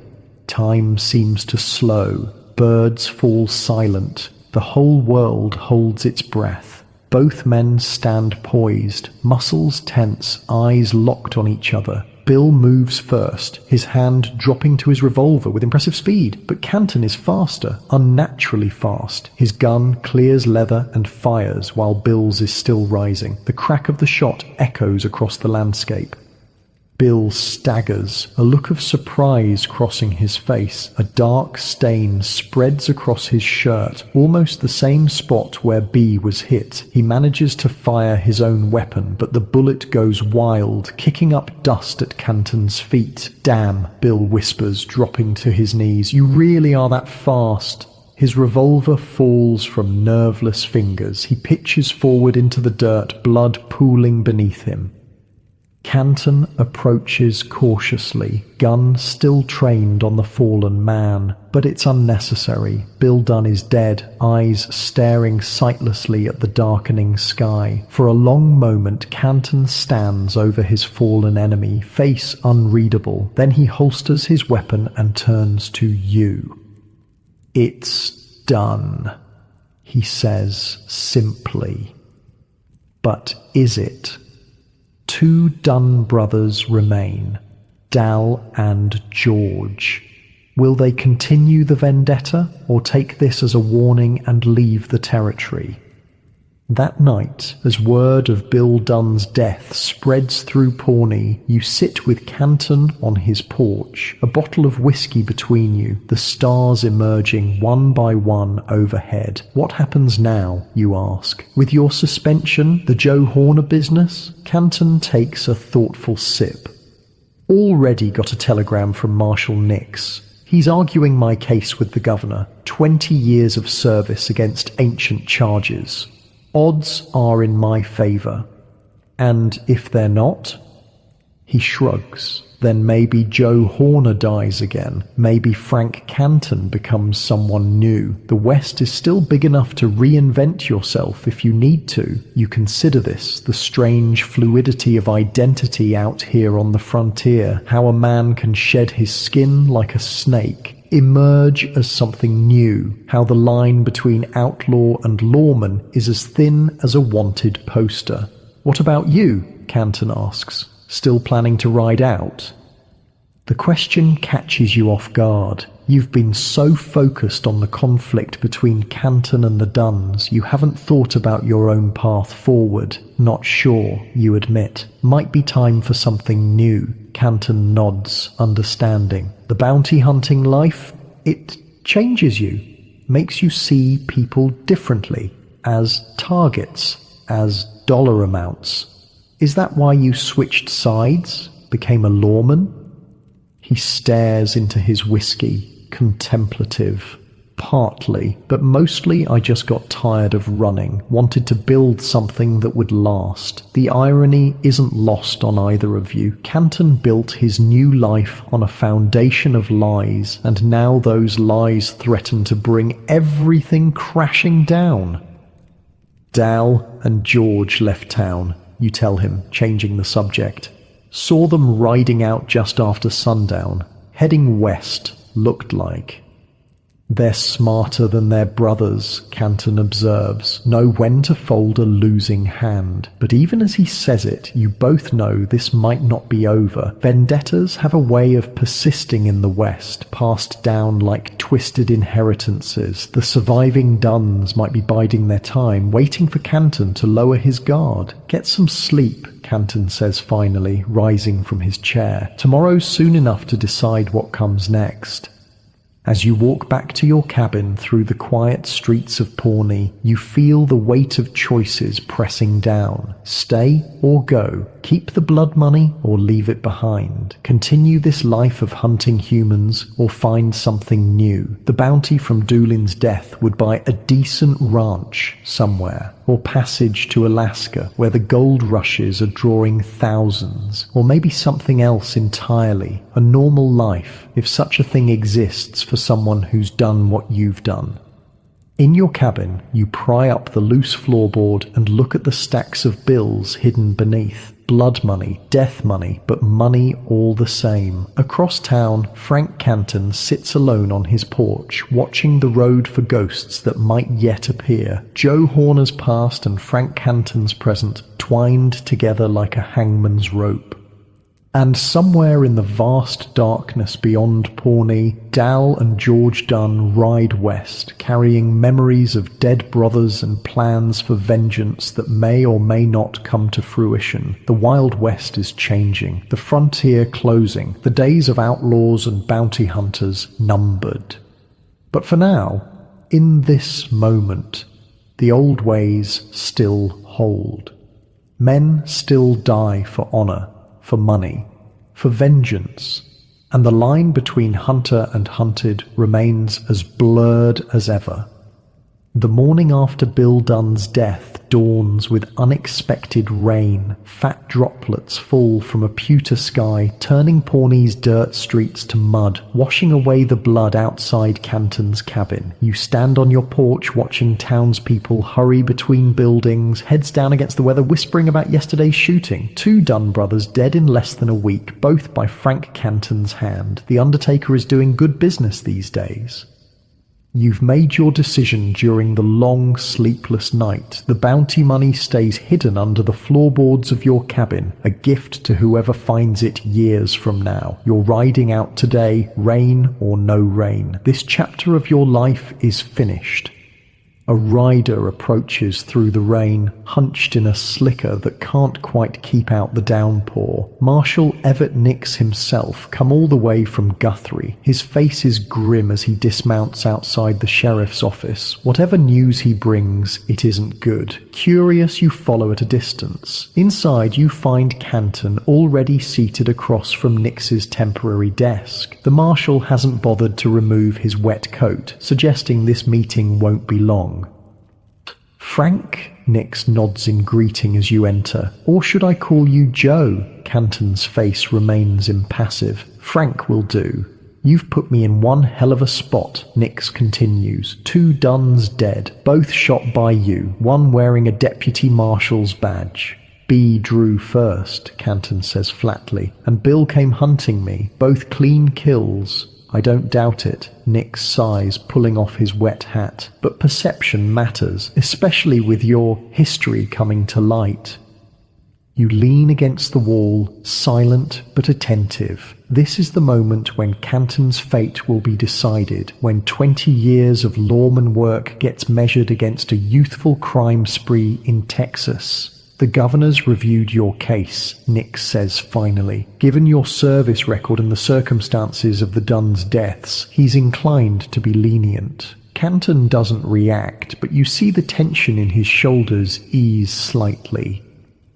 But, Nix holds up a finger, he can't have an acknowledged outlaw serving as a territorial lawman, too much ammunition for his political enemies. I understand, Canton says quietly. I'll resign. Already handled that part. Nix slides a paper across the desk. Effective immediately. You're a civilian again, Frank.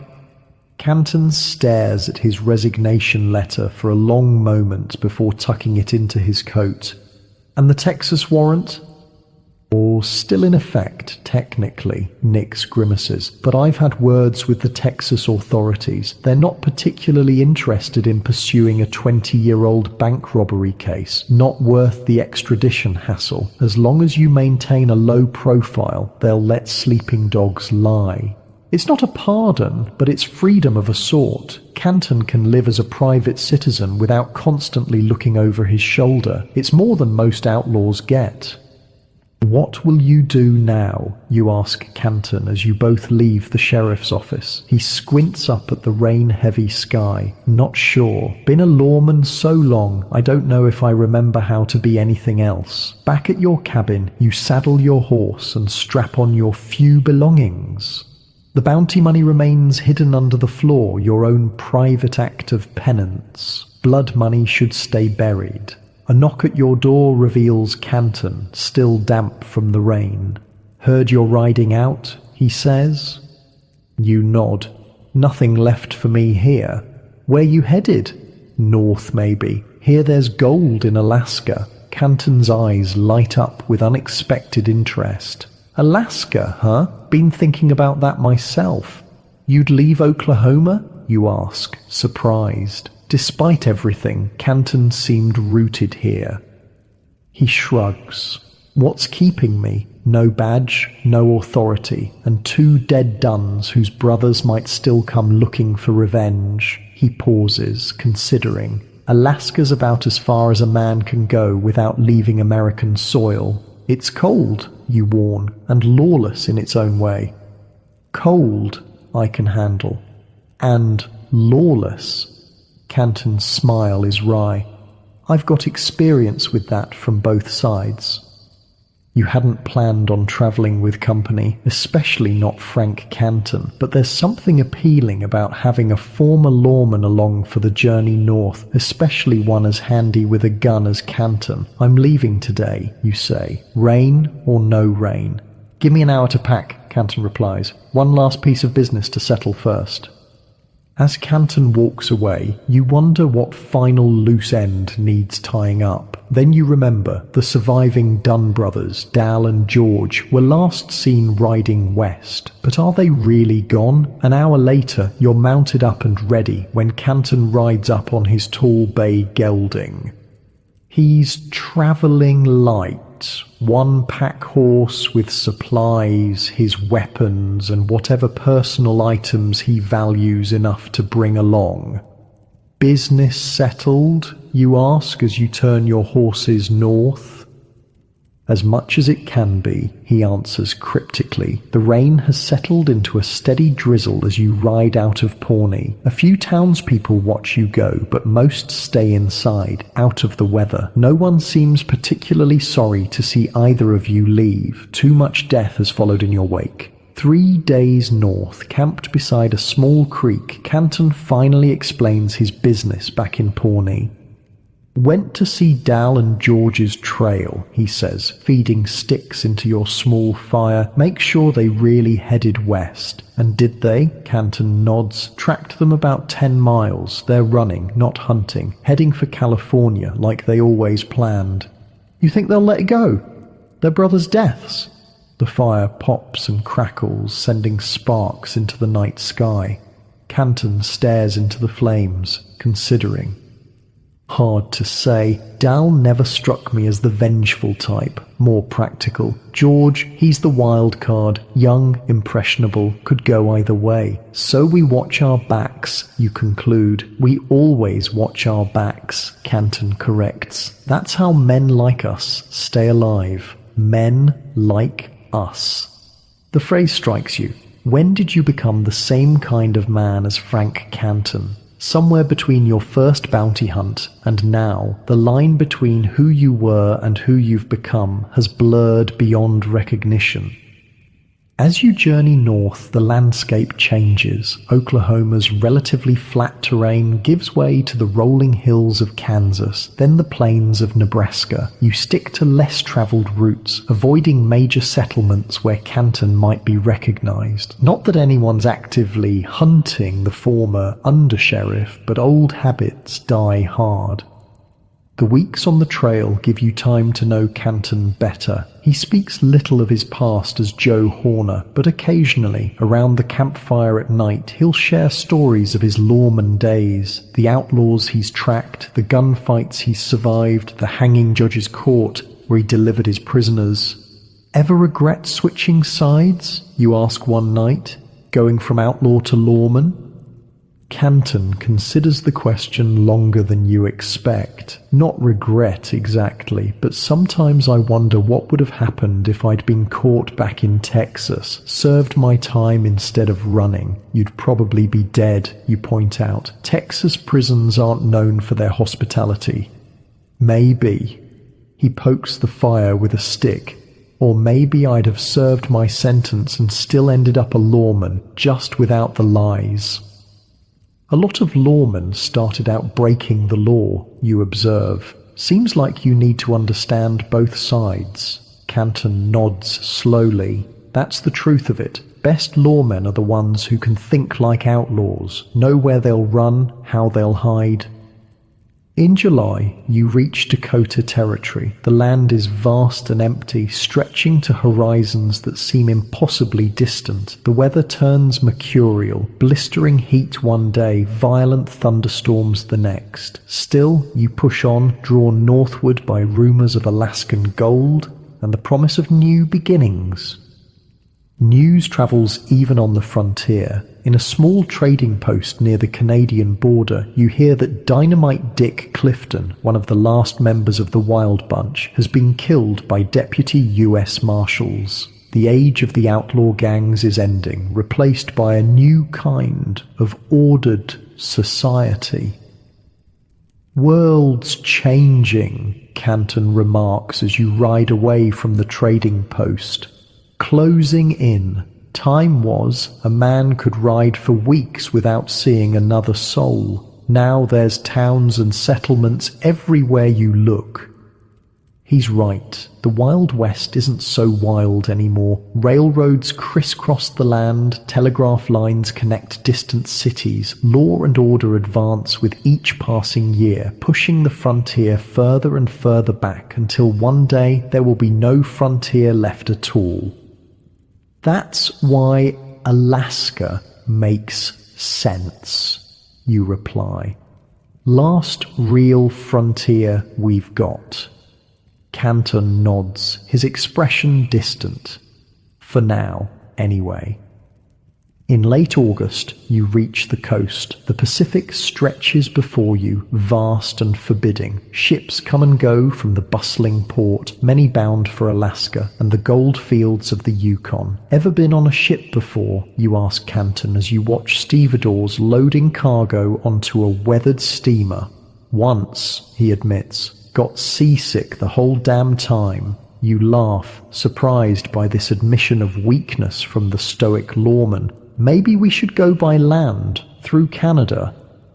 Too late in the year, Canton shakes his head. Winter comes early up north. We'd get caught in the passes. So it's settled. You book passage on a steamer bound for Skagway, spending nearly half your remaining funds on tickets and supplies. The gold rush has driven prices sky high, with desperate men paying whatever it takes to chase the dream of instant wealth.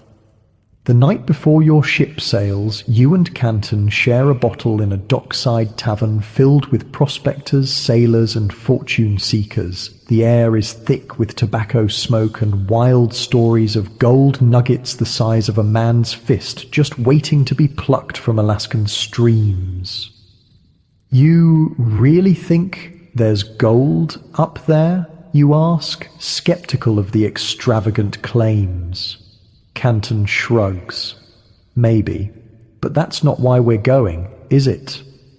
He's right, of course. You're not chasing gold. You're running from ghosts, from the men you've hunted, the blood you've spilled, the person you became while carrying that bounty hunter's license. What will you do up there, you ask, if not prospect? Heard they need lawmen, Canton says. US Marshals are short-handed with all the prospectors flooding in. Might see if my experience counts for anything. Even with your history? New territories, new rules. He refills his glass. Besides, Joe Horner died a long time ago. I'm Frank Canton now, have been for 20 years. You believe that, you ask? That a man can just become someone else? Canton meets your gaze steadily. I have to believe it. Otherwise, what was it all for? Morning brings a steel-grey sky and choppy seas. Your ship, the Portland, looks smaller and more weathered in daylight than it did in the harbour's evening shadows. Still, it's your passage to a new life, whatever that might be. As you wait to board, a commotion erupts further down the dock. Raised voices, then a flash of movement as someone breaks from the crowd, running toward the ships. Behind him, men in pursuit, one wearing a lawman's badge. Stop that man, the lawman shouts. Wanted for murder. The fugitive races past you, desperation in his eyes. In his hand, a ticket for the Portland, your ship. He's trying to escape to Alaska, just like you and Canton, running from his past, just like you. Without thinking, your hand drops to your revolver. Old habits. The bounty hunter's instinct to capture, to bring in the wanted man. Beside you, Canton has already drawn his weapon, tracking the runner with practiced ease. But something stops you both, a moment of recognition, not of the man himself, but of what he represents, a mirror image from another time. The fugitive makes it to the gangplank and disappears into the ship. The pursuing lawman arrives seconds later, breathless and angry. Did you see him? The badge wearer demands. Dark hair, blue shirt, running like hell? You and Canton exchange a glance. 20 years ago, Canton was that running man, and you could have been him too, under different circumstances. Didn't notice, Canton says, holstering his weapon. Too many people on the docks today. The lawman curses, then hurries aboard to search the ship. You and Canton follow more slowly, your passage tickets in hand. Why'd you let him go? You ask quietly as you board. Canton doesn't answer immediately. When he does, his voice is thoughtful. Maybe some men deserve a second chance, a fresh start. Even killers, you press? We've all killed, Canton responds simply. Question is whether we learn from it, whether we become something better. As the Portland pulls away from the dock, you stand at the rail watching America recede. Behind you lies a continent of memories, blood, and dust. Ahead, the unknown waters leading to Alaska, to new beginnings. Beside you, Frank Canton, once Joe Horner, bank robber and fugitive, then lawman and bounty hunter, now something undefined, stares north with anticipation in his eyes. No wanted posters in Alaska with our faces on them, he remarks. No Dunn brothers looking for revenge, no old scores to settle. Clean slate, you agree. But as the shoreline disappears into the mist, you wonder if any slate is ever truly clean, if the blood on your hands and the ghosts in your dreams will fade with distance and time, or if, like Canton, you'll spend the rest of your life balancing who you were against who you're trying to become. The sea stretches endlessly before the ship, grey and mysterious as the future itself. Somewhere ahead lies Alaska, the last frontier, with its promises and perils. You've left behind the dust of Oklahoma, the bodies of outlaws, the blood money under cabin floorboards. You've left behind the bounty hunter you were. But have you outrun yourself? Can anyone? As the Portland pitches in the growing swells, Canton grips the rail, his face already tinged with green. Damn sea, he mutters. Remind me why we didn't take the land route. You laugh, finding unexpected humor in seeing the legendary lawmen laid low by simple waves. Because we're in a hurry to become new men. New men, he echoes, managing a grim smile. Let's hope Alaska is far enough. The ship sails on, carrying you both toward whatever awaits in the frozen north. Behind you, the age of outlaws and bounty hunters fades like the distant shore, a chapter of American history closing forever. But some legends persist, some stories refuse to end, and in the years to come, the tale of Frank Canton, the outlaw who became a lawman, who became something else entirely, will be whispered in frontier saloons alongside stories of the Dalton Gang, the Wild Bunch, and the deadly Dunn brothers. After all, in the Wild West, a man wasn't defined by who he claimed to be, but by the stories told about him after he was gone, and those stories, like the frontier itself, have a way of growing wilder with each telling. The journey to Alaska tests your endurance in ways Oklahoma's gunfights never did. For 12 days, the Portland pitches and rolls through seas that grow increasingly hostile. Canton spends the first 3 days hanging over the rail, emptying his stomach into the Pacific, his legendary toughness no match for the ocean's relentless motion. Should have shot me back in Pawnee, he groans during a particularly violent storm. Would have been kinder.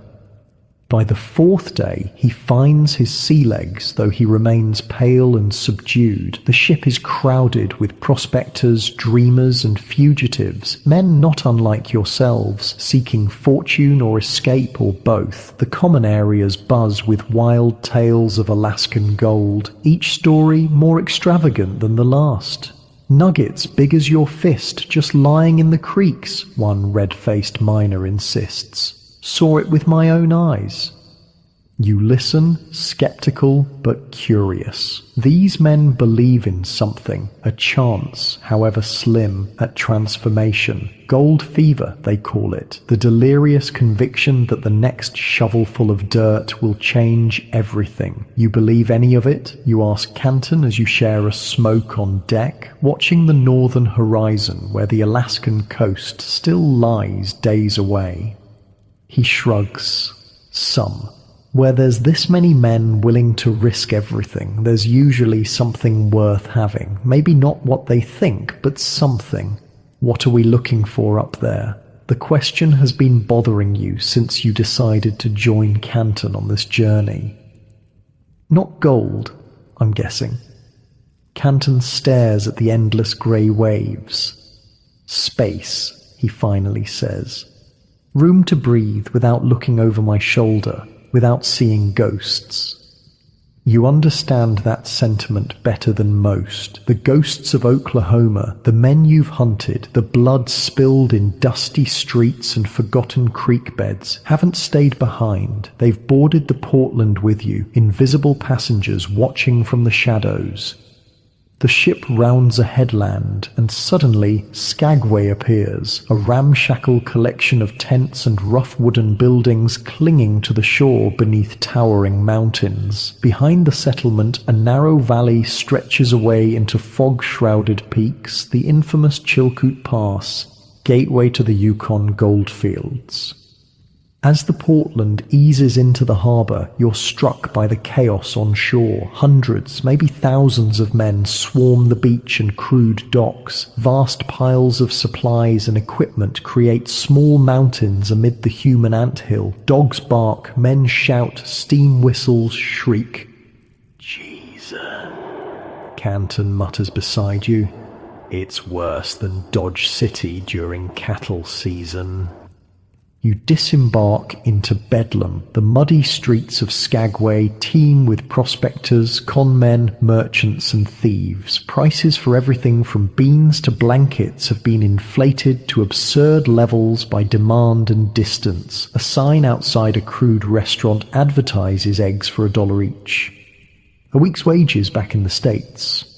First order of business, Canton says, shouldering his pack, is finding someplace to sleep that won't get us robbed or murdered. It takes hours of searching, but you eventually secure a corner in a massive tent that serves as a hotel of sorts. 50 canvas cots crammed together, each renting for the price of a decent room in San Francisco. Privacy is non-existent, security a joke. We'll need something better before winter, you observe, stashing your few belongings under the sagging cot. Temperatures already dropping at night. Canton nods, his experienced eyes surveying the tent's other occupants, a mix of exhausted prospectors, bright-eyed newcomers, and hard-faced men whose purposes in Alaska might not bear close examination. Tomorrow I'll check in with the law here, he says quietly. See what opportunities exist. You sure about that? You ask. After everything in Oklahoma? I'm not looking to pin on another badge, he clarifies. Just want to know where things stand, who's in charge, what kind of operation they're running. You understand his caution. Alaska in 1897 is the edge of American jurisdiction, a place where law exists more as a concept than a reality. Knowing the terrain, legal as well as physical, is essential for survival.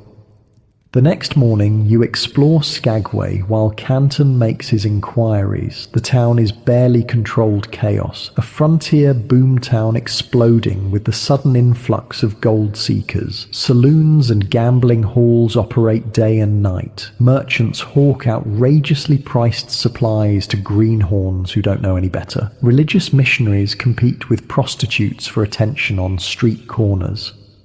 Quite a place, a voice observes beside you. You turn to find Canton, looking troubled. Makes the Oklahoma Territory seem civilized by comparison. What did you find out? He guides you away from the main street, speaking low. Law's a joke here. U.S. Marshal has jurisdiction but no manpower. Local peacekeepers are on the take. Real power belongs to a fella named Jefferson Smith. Calls himself Soapy. Runs everything from gambling to protection rackets.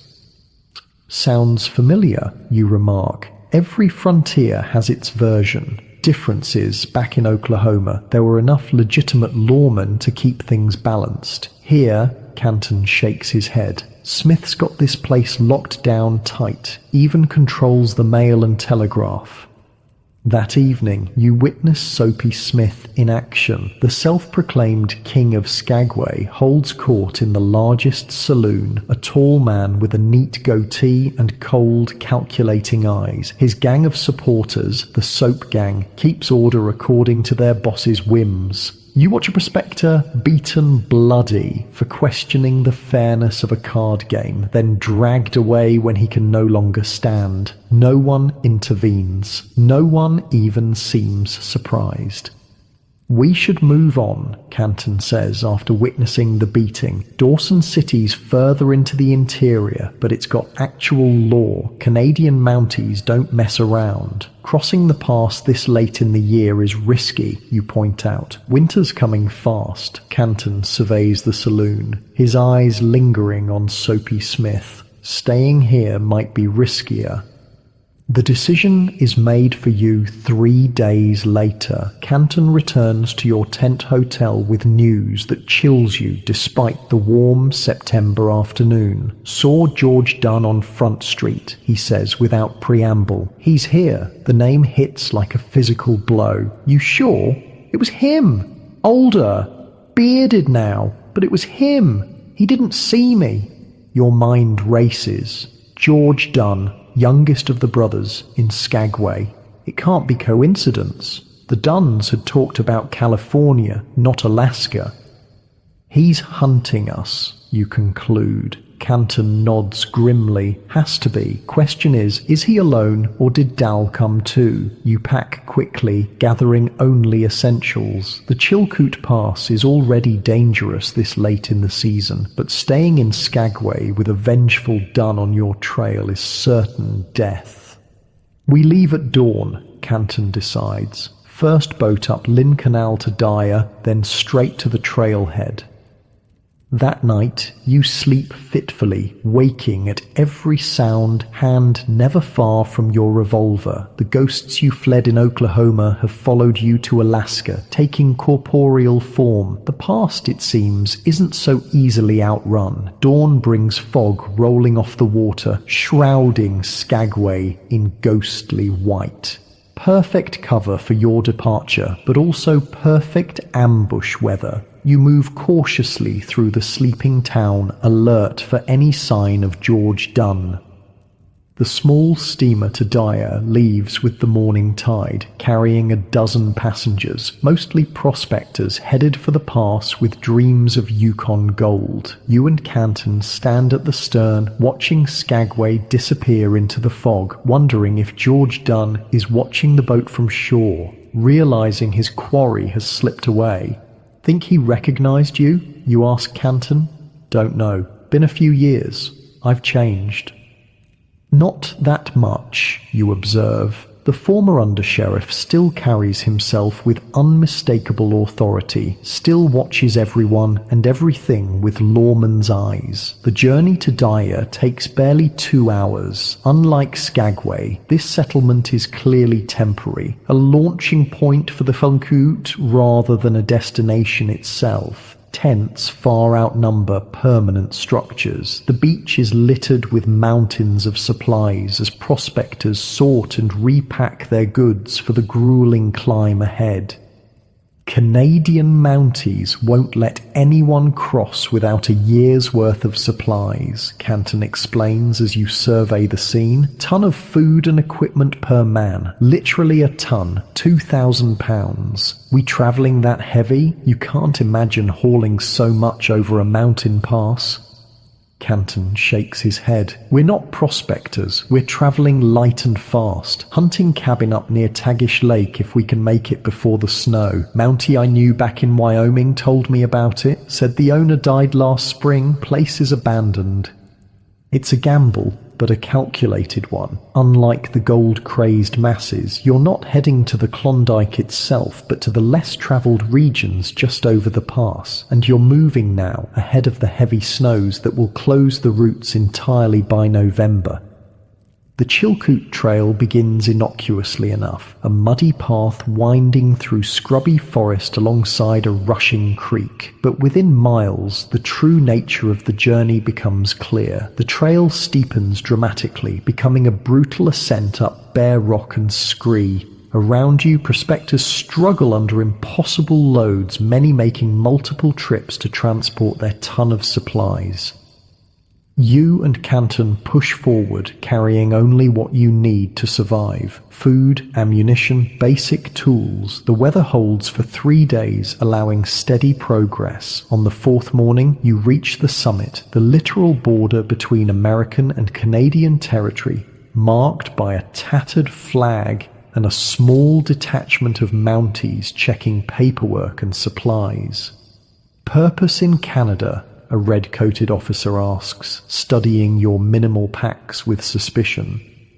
"Hunting and trapping," Canton answers smoothly. "Got a cabin near Tagish." The Mountie frowns. "Most men are heading to the gold fields." "Most men are fools," Canton replies, with just enough humor to avoid offense. "After a brief inspection of your supplies, deemed barely adequate by the Mountie standards, you're allowed to pass." The Canadian side of the Chilkoot descends toward a chain of lakes, Lindeman, Bennett, Tagish, that form the headwaters of the Yukon River.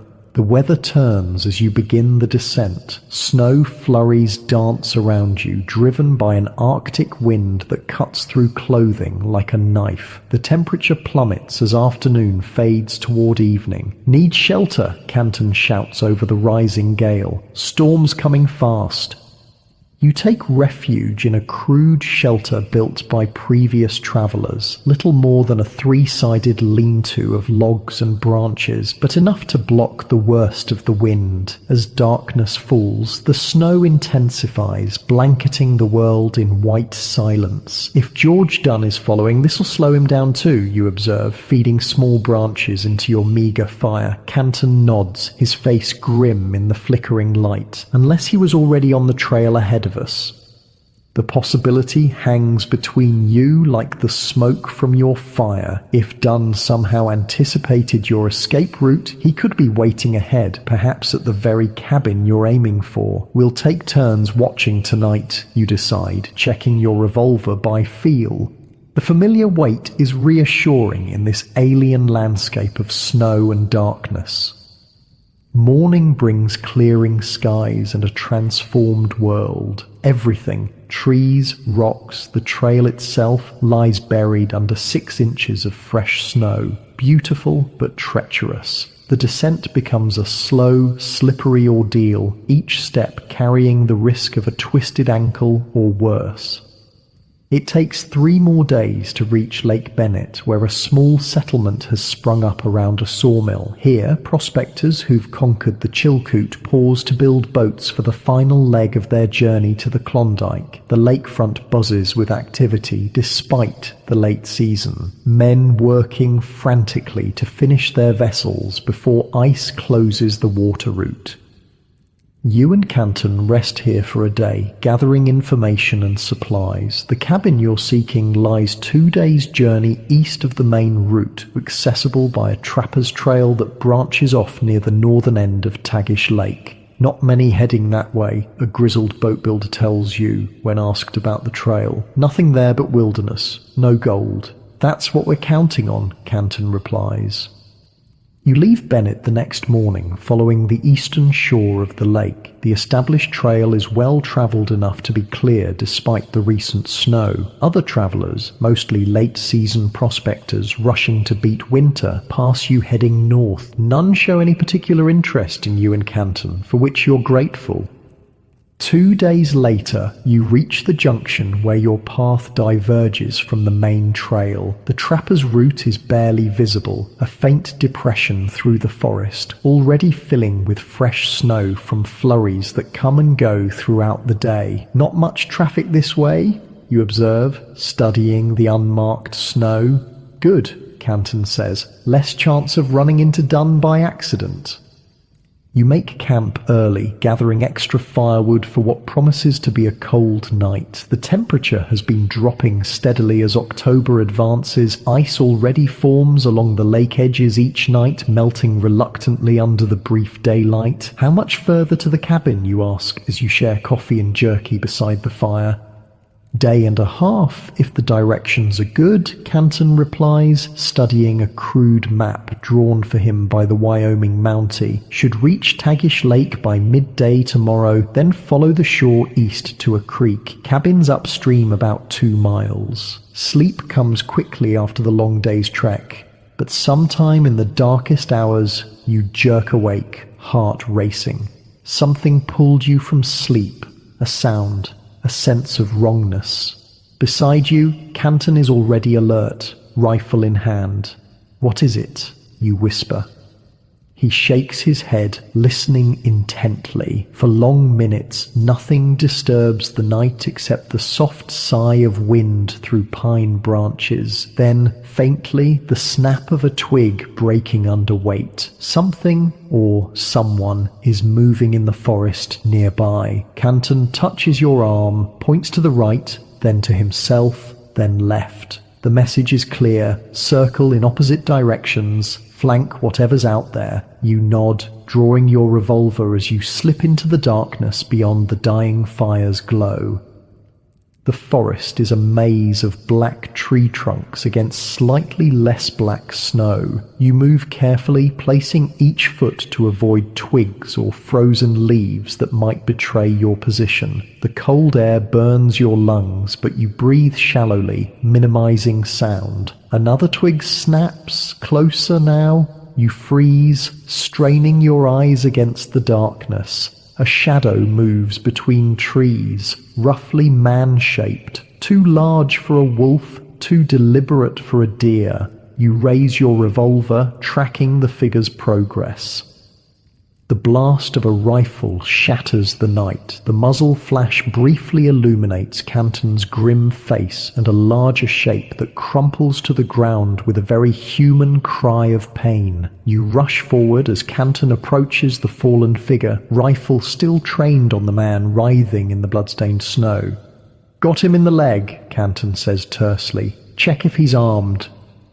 You kneel beside the wounded man, quickly locating and removing a revolver from his holster. Only then, in the faint starlight filtering through the trees, do you recognize the face contorted with pain. "It's not done," you tell Canton. "Never seen him before."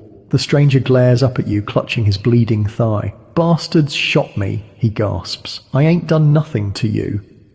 "You were sneaking around our camp in the middle of the night," Canton observes coldly. "Not the behavior of an innocent man. Was just looking for food," the man insists. "Been lost 3 days, separated from my partners on the trail." His clothes support the story, tattered, filthy, showing signs of hard travel and exposure. Still, caution keeps your guard up. The Yukon Trail is full of desperate men, and desperation breeds both lies and violence.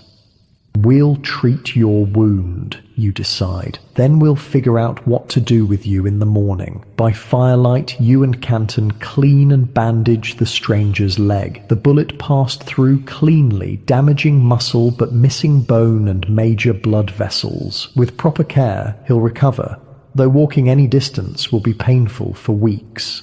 "Name's Harris," the man says once the worst of the pain subsides. "William Harris. From Seattle, originally."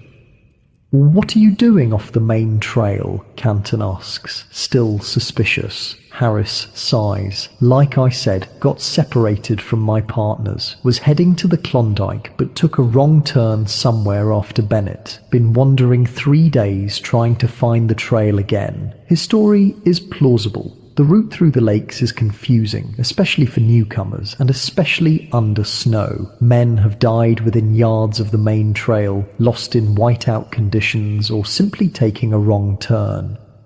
"We're not heading to the Klondike," you tell him. "Can't take you there." "Don't care where you're going," Harris replies wearily. "Just don't leave me out here to die." The night passes tensely, with you and Canton taking turns watching both the wounded Harris and the surrounding forest. By morning, it's clear the man poses little threat. His wound, while not life-threatening, has left him feverish and weak. "We can't leave him," you tell Canton privately as you break camp. "He won't survive on his own." Canton's face is impassive. Taking him with us is a risk. Slows us down, uses supplies we can't spare. "We shot him," you remind Canton. "Accident or not, that makes him our responsibility." Something flickers in Canton's eyes. Perhaps respect, perhaps just resignation. Fine, but he rides the pack horse and we keep his gun. And so your party gains a third member as you continue toward Tagish Lake. Harris, secured on the back of your pack horse, drifts in and out of consciousness as fever from his wound takes hold. You make slower progress than planned, forced to stop early to treat Harris and ensure he doesn't fall from the horse. Should reach the cabin tomorrow, Canton says that evening, studying his map by firelight, assuming it's where it's supposed to be and assuming it's still standing. And assuming George Dunn isn't waiting for us there, you add quietly, so Harris can't hear. Canton meets your gaze across the fire. Been thinking about that. If Dunn is hunting us, why haven't we seen sign of him on our trail? He wasn't far behind us in Skagway. It's a good question. If vengeance drove George Dunn to Alaska, he should have been dogging your steps from the beginning. Instead, there's been no sign of pursuit. Maybe he lost our trail, you suggest, or took a different route over the mountains. Maybe, Canton agrees, but he doesn't sound convinced. Or maybe he's already where we're going, waiting. The possibility adds urgency to your journey. The next morning, despite Harris's deteriorating condition, you push harder, determined to reach the cabin before nightfall. The terrain grows increasingly difficult, the trapper's trail fading to nothing in places, forcing you to navigate by Canton's crude map and natural landmarks. Midday brings you to the eastern shore of Tagish Lake, its waters slate grey under a low, threatening sky. Wind whips across the open expanse, carrying the promise of snow. You follow the shoreline north, searching for the creek that will lead to your destination. There! Canton points around mid-afternoon. A small stream empties into the lake, partially frozen even in the relative warmth of daylight. This should be it. The creek leads away from the lake into dense forest. You follow its winding course upstream, Canton in the lead, you bringing up the rear with Harris on the pack horse between you. The wounded man has stopped complaining, a sign of his worsening condition. The cabin appears suddenly around a bend in the creek, a solid structure of squared logs with a stone chimney, nestled in a small clearing. Smoke rises from that chimney, thin but unmistakable against the darkening sky. Someone is already there. Canton raises his hand, halting your small party within the tree line out of sight from the cabin's windows. "Stay here with Harris," he whispers. "I'll scout." He disappears into the underbrush, circling to approach the cabin from another angle. You wait, tense and alert, one hand on your revolver, the other steadying Harris, who sways dangerously on the horse's back. 10 minutes pass. 15. The light fades as evening approaches. Finally, Canton reappears, his expression unreadable. "Well?" you ask. "Done?" Canton shakes his head. "Not done. A woman, alone, far as I can tell." "A woman?" You can't hide your surprise. Female prospectors exist, but they're rare, especially this far from established routes. "Native woman," Canton clarifies. "Probably Tagish or Tlingit. Looks like she's been living in the cabin since the trapper died." You consider this unexpected development. What do we do? Canton stares at the cabin, thinking.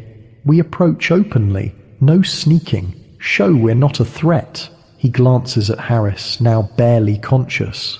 And we've got a wounded man who needs shelter. Might help our case. The decision made, you lead the pack horse into the clearing, approaching the cabin with deliberate, unthreatening movements. Canton walks ahead, rifle pointed at the ground, hands visible. The cabin door opens before you're halfway across the clearing. A woman appears, holding a rifle with the confidence of someone who knows how to use it. She's middle-aged, dressed in a mixture of native and European clothing. Her dark eyes assess your party with cautious intelligence. "Stop there!" she calls in accented but clear English. "What do you want?" "Shelter," Canton responds simply. "We have a wounded man, and winter's coming." She studies you for a long moment, her gaze lingering on Harris slumped over the horse. Finally, she lowers her rifle slightly. Come closer, slowly. You advance until you stand before the cabin steps. Up close, you can see the woman's face bears the weathered marks of a hard life on the frontier.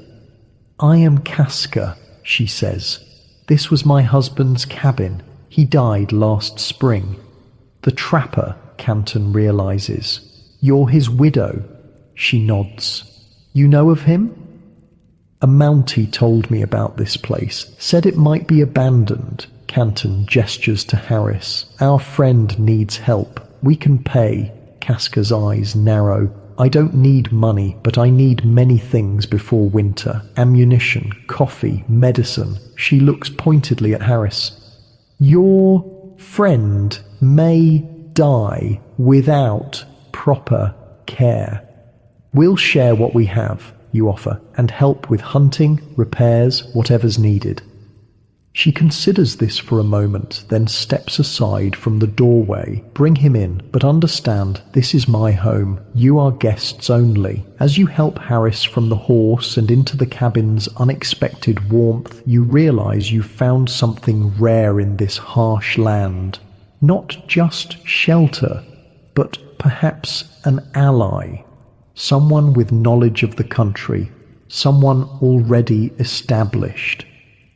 Someone who might help you and Canton truly disappear from the ghosts of Oklahoma, including George Dunn, wherever he might be. The cabin's interior is simple but well kept. A stone fireplace dominates one wall, its crackling flames pushing back the gathering evening chill. Furs and woven mats cover the packed earth floor. Dried herbs and meat hang from the ceiling beams. It smells of wood smoke, pine, and unfamiliar cooking spices.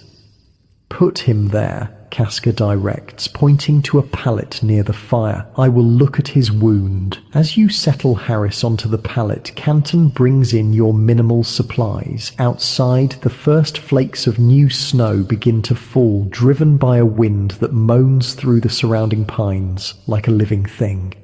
You've reached shelter just in time. Winter has arrived in earnest, sealing you into this unexpected sanctuary with a wounded stranger and a widow who regards you with cautious tolerance. And somewhere out there, perhaps, George Dunn still searches for the men who killed his brothers, but for now at least, you're safe. The ghosts can't follow through the blizzard that's building outside. At least that's what you tell yourself as darkness falls over the Yukon wilderness. Winter descends on the Yukon with brutal finality. For 3 days after your arrival at Casca's cabin, snow falls continuously, piling in drifts taller than a man. The temperature plummets until spit freezes before it hits the ground. The creek beside the cabin vanishes beneath ice thick enough to walk on. The world contracts to the cabin's 4 walls, the glow of the fire, and the small routines that fill each day. Harris's condition improves slowly under Casca's care. She treats his wound with poultices of crushed herbs and pine resin that smell terrible but draw out the infection. His fever breaks after 5 days, and gradually colour returns to his face. Lucky, she pronounces one morning, checking his bandages. Bullet clean through, no bone. Canton spends his days chopping firewood, hunting when the weather permits, and repairing weak spots in the cabin's construction. You help where needed, learning from both Canton and Casca how to survive in this harsh environment. It's a different kind of education than tracking outlaws across Oklahoma territory, but no less essential. Casca proves to be a woman of few words but deep knowledge. Born to a Tagish mother and Tlingit father, she navigates between native traditions and the ways of white settlers with practiced ease. Her late husband, a French-Canadian trapper named Beaumont, taught her English and how to deal with the outside world. In return, she showed him how to survive in a land that kills the unprepared. My people have lived here since before time, she tells you one evening as she teaches you to repair snowshoes. We know the patterns, when to gather, when to hunt, when to be still. White men come rushing, always rushing. Many die because they do not listen to the land. The cabin settles into a rhythm as November yields to December. Outside, daylight shrinks to a brief dim glow at midday. Inside, the four of you form an unlikely community. Harris, once recovered enough to move around, proves surprisingly useful, a former carpenter with skills perfectly suited to cabin improvements. Never thought I'd end up here, he confesses one night as you share coffee by the fire. Came north for gold like every other fool. Now I'm just grateful to be alive. What will you do when spring comes, you ask. He shrugs. Don't know, can't work a gold claim with this leg. Might try to reach Dawson, find carpentry work. Hear they're building a proper town there. Canton rarely speaks of the future. He throws himself into learning everything Casca can teach, tracking in snow, reading weather from cloud patterns, preserving meat to last the winter. When not working, he sits by the fire carving intricate figures from wood with surprising artistry. Bears, wolves, eagles, the animals of his new world taking shape beneath his knife. Didn't know you were an artist, you remark, watching him work on a delicate salmon. Neither did I, he responds with a slight smile. Never had time for it before. Christmas comes and goes, marked only by a special meal of moose meat and dried berries that Casca prepares. The new year arrives during a blizzard so fierce that stepping outside means certain death. You celebrate by staying alive, gathered around the fire, listening to the wind howl like hungry wolves beyond the walls. January brings the deep cold, temperatures that freeze unprotected flesh in minutes. The simple act of gathering firewood becomes a dangerous expedition requiring careful preparation. Inside the cabin, frost forms in corners despite the constant fire. At night, everyone sleeps close to the hearth, wrapped in layers of furs and blankets. It's during one such night in late January that the quiet is broken by an unexpected sound, the distant howl of sled dogs. You wake instantly, hand reaching for the revolver you keep nearby even now. Across the cabin, Canton is already up, rifle in hand, peering through the single window's frost-rimed glass. Someone's coming, he says unnecessarily. Dog team, single sled from what I can make out. Casca joins him at the window. Might be mail carrier. They come through sometimes, even in winter. Or might be someone else, Canton says, his meaning clear. George Dunn remains an unspoken concern, a shadow at the edges of your new life. The sled appears at the edge of the clearing just as grey dawn breaks. A single figure drives a team of 6 dogs, moving with the practiced skill of someone who knows the country. Not a desperate man on a vengeance mission, but a professional traveller. Mail carrier, Casca confirms, relaxing slightly. I know this man. Jacob Whitney, half Tlingit, half American, carries messages between settlements. Even so, you and Canton remain cautious as the sled approaches. Old habits die hard. Whitney brings his team to a halt outside the cabin, speaking soft commands in a mixture of English and native words. The dogs settle immediately into the snow, trained to rest whenever the opportunity presents itself. Whitney himself is a compact man bundled in furs, his face weathered by years of exposure to the elements. Only when he pushes back his hood can you see he's younger than his bearing suggests, perhaps 30, with intelligent eyes that miss nothing. Casca, he greets, stomping snow from his boots before entering. Didn't expect to find you with company. These men arrived before the deep snow, she explains. One was wounded. They stay for winter. Whitney nods, accepting this with the frontier's pragmatic attitude toward unusual situations. He carries a small pouch of mail, mostly official communications between settlements, but occasionally personal letters that find their way along the wilderness routes through sheer determination. "Nothing for you," he tells Casca, "but I bring news, and coffee if you have some to spare." Over steaming cups, Whitney shares what information he carries from the outside world. The gold rush continues despite winter's grip, with thousands still pouring into Dawson City and the Klondike. Skagway remains under Soapy Smith's control, though rumors suggest federal authorities may finally intervene. "And there's been trouble on the pass," Whitney adds. 3 men found frozen 2 weeks back. Got caught in a storm, seems like.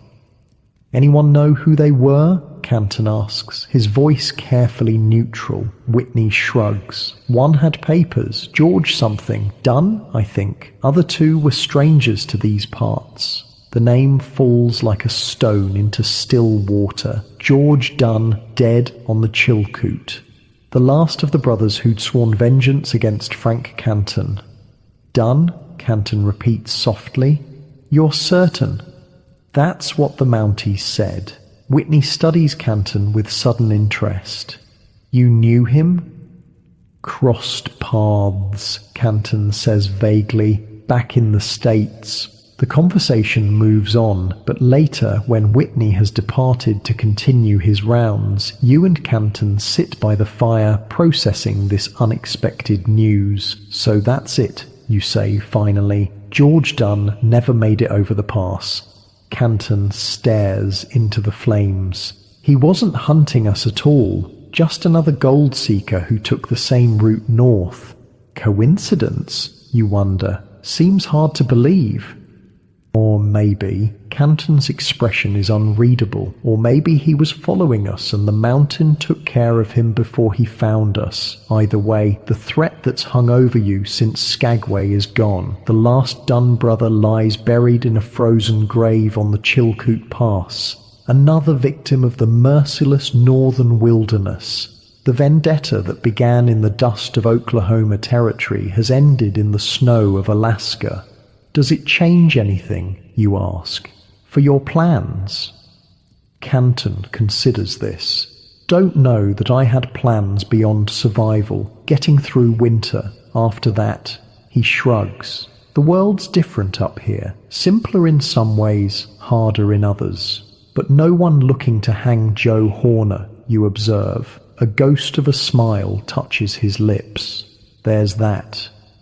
February brings deeper cold, but more frequent clear days. The northern lights dance across the night sky in ribbons of green and purple, so vivid they seem close enough to touch. During daylight, which grows longer with each passing week, you venture further from the cabin, learning the surrounding territory, setting traps for small game, becoming part of this land in ways you never connected with Oklahoma.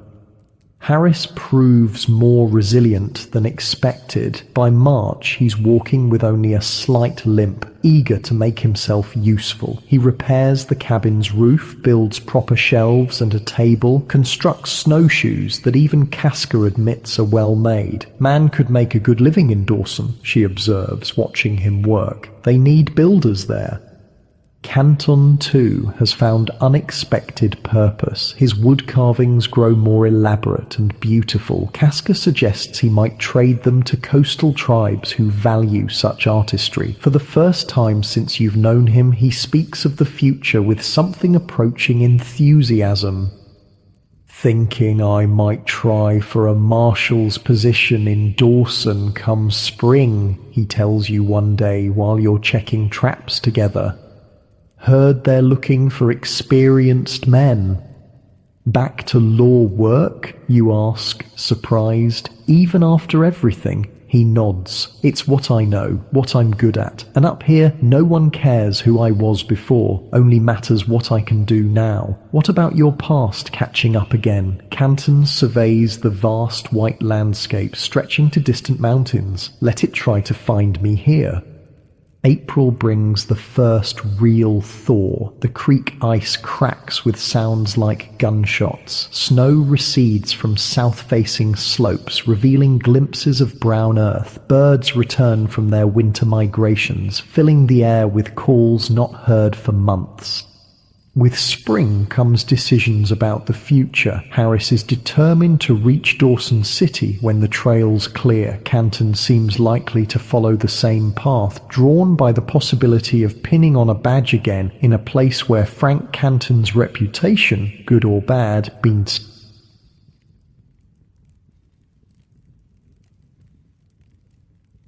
What about you?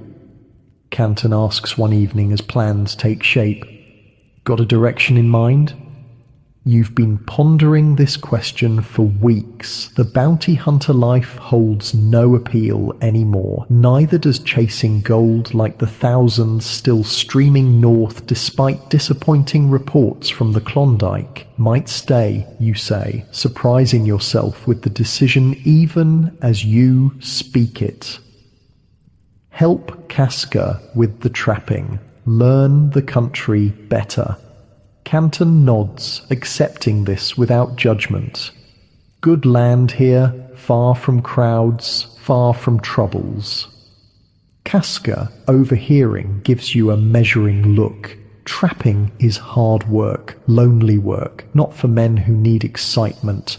Had enough excitement, you tell her, looking for something quieter. She seems satisfied with this answer. Later, she shows you how to repair a damaged trap with materials at hand. Another small piece of knowledge passed from someone who truly understands this unforgiving land. May brings genuine warmth and the final preparations for departure. The trail to Lake Bennett is clear enough for travel, and from there, Harris and Canton can catch transport to Dawson City. You help them pack, provision, plan their route using knowledge gained over the winter. The night before they leave, you sit late around the fire, sharing the last of a whiskey bottle Harris had somehow kept intact through all his travels. Strange how things work out, Harris muses, staring into his cup. Almost died on that trail. Now I'm heading to Dawson to build houses for rich prospectors. Life takes unexpected turns, Canton agrees, especially up here. What about you? You ask him. Still set on marshal work? He nods. Already exchanged letters with the chief constable in Dawson. They're interested in my experience. A faint smile touches his lips. Didn't mention which side of the law that experience came from. Joe Horner stays buried, you observe. Joe Horner died in Texas, Canton corrects. Long before Alaska. The man heading to Dawson is just Frank Canton, nobody special. But there's something in his tone that suggests he doesn't quite believe this himself. Canton may have outrun his past, but he carries it within him, shaped by it in ways that can never be fully escaped, just as you carry the memory of every man you hunted, every bounty collected, every life altered or ended by your actions in Oklahoma. Morning comes clear and cool. Harris and Canton make final preparations for the journey to Bennett and beyond. You help load the sled Casca has traded for, harnessing the two dogs that will help pull their supplies. Should reach Bennett by nightfall if you push hard, you advise, checking the bindings one last time. We'll make it, Canton assures you. He seems lighter somehow, unburdened by the weight of secrets and vendettas that dogged him in the South. The moment of parting comes without ceremony. Harris shakes your hand firmly, genuine gratitude in his eyes. Wouldn't be alive without you, he says simply. Despite you shooting me first, you laugh, acknowledging the strange path that brought you all together. Build something that lasts in Dawson. Count on it, he promises. Canton's farewell is more reserved, befitting the complex history between you. You've been enemies, allies, reluctant partners, and finally something approaching friends. Take care of yourself, he says, offering his hand. This country doesn't forgive mistakes. I've got a good teacher, you reply, glancing toward Casca, who watches from the cabin door. Canton nods. Better than most. He hesitates, then adds, if you ever make it to Dawson, I'll find the marshal's office. You complete the thought. With final waves they depart, following the creek down toward Tagish Lake. You watch until they disappear among the trees, two more men seeking reinvention in the vastness of the north. Beside you, Casca stands in comfortable silence. Finally, she says, they will be fine. Your friend Canton, he understands what matters here. And what's that, you ask? Knowing when to fight and when to bend, she answers, like the willows in storm. You help her inside to prepare for the day's work. There are traps to check, wood to split, endless tasks that fill frontier life. But now these tasks feel purposeful rather than desperate. Not just survival, but building something that might last. That night, alone, except for Casca's quiet presence across the cabin, you find yourself reflecting on the strange journey that brought you here. From dusty Oklahoma streets to this isolated cabin in the Yukon wilderness, from hunting human beings for money to learning how to live in harmony with one of the world's harshest environments. Frank Canton's path continues elsewhere, shaped by choices both deliberate and accidental. The Dunn brothers lie in graves scattered across two territories. Their vendetta ended not by justice, but by circumstance. And you, the bounty hunter who walked away, have found an unexpected peace in a place most would consider unbearably challenging. Outside, the northern lights dance across the spring sky, rippling curtains of colour that seem to contain all the mysteries of this vast land. Inside, the fire crackles softly, casting warm shadows that invite contemplation. Your bed of furs and blankets beckons, promising rest after a day of honest work. Perhaps reinvention is possible after all, you think, as drowsiness begins to overtake you. Not by outrunning the past or burying it like Frank Canton tried to do, but by building something new alongside it, accepting what came before while choosing what comes next. As sleep approaches, you recall something Casca said during the depths of winter. The land remembers everything, but judges nothing. It simply is. We can learn from this. The fire settles into embers. Outside, an owl calls once, then falls silent. Your breathing slows, matching the rhythm of the quiet cabin, the peaceful night, the turning earth. And as you drift towards sleep, warm and safe in this place so far from where your story began, you understand that the greatest bounty you ever found wasn't attached to a wanted poster or paid in blood money. It was this, the chance to begin again, the opportunity to choose a different path. The simple gift of tomorrow, unmarked by yesterday's mistakes.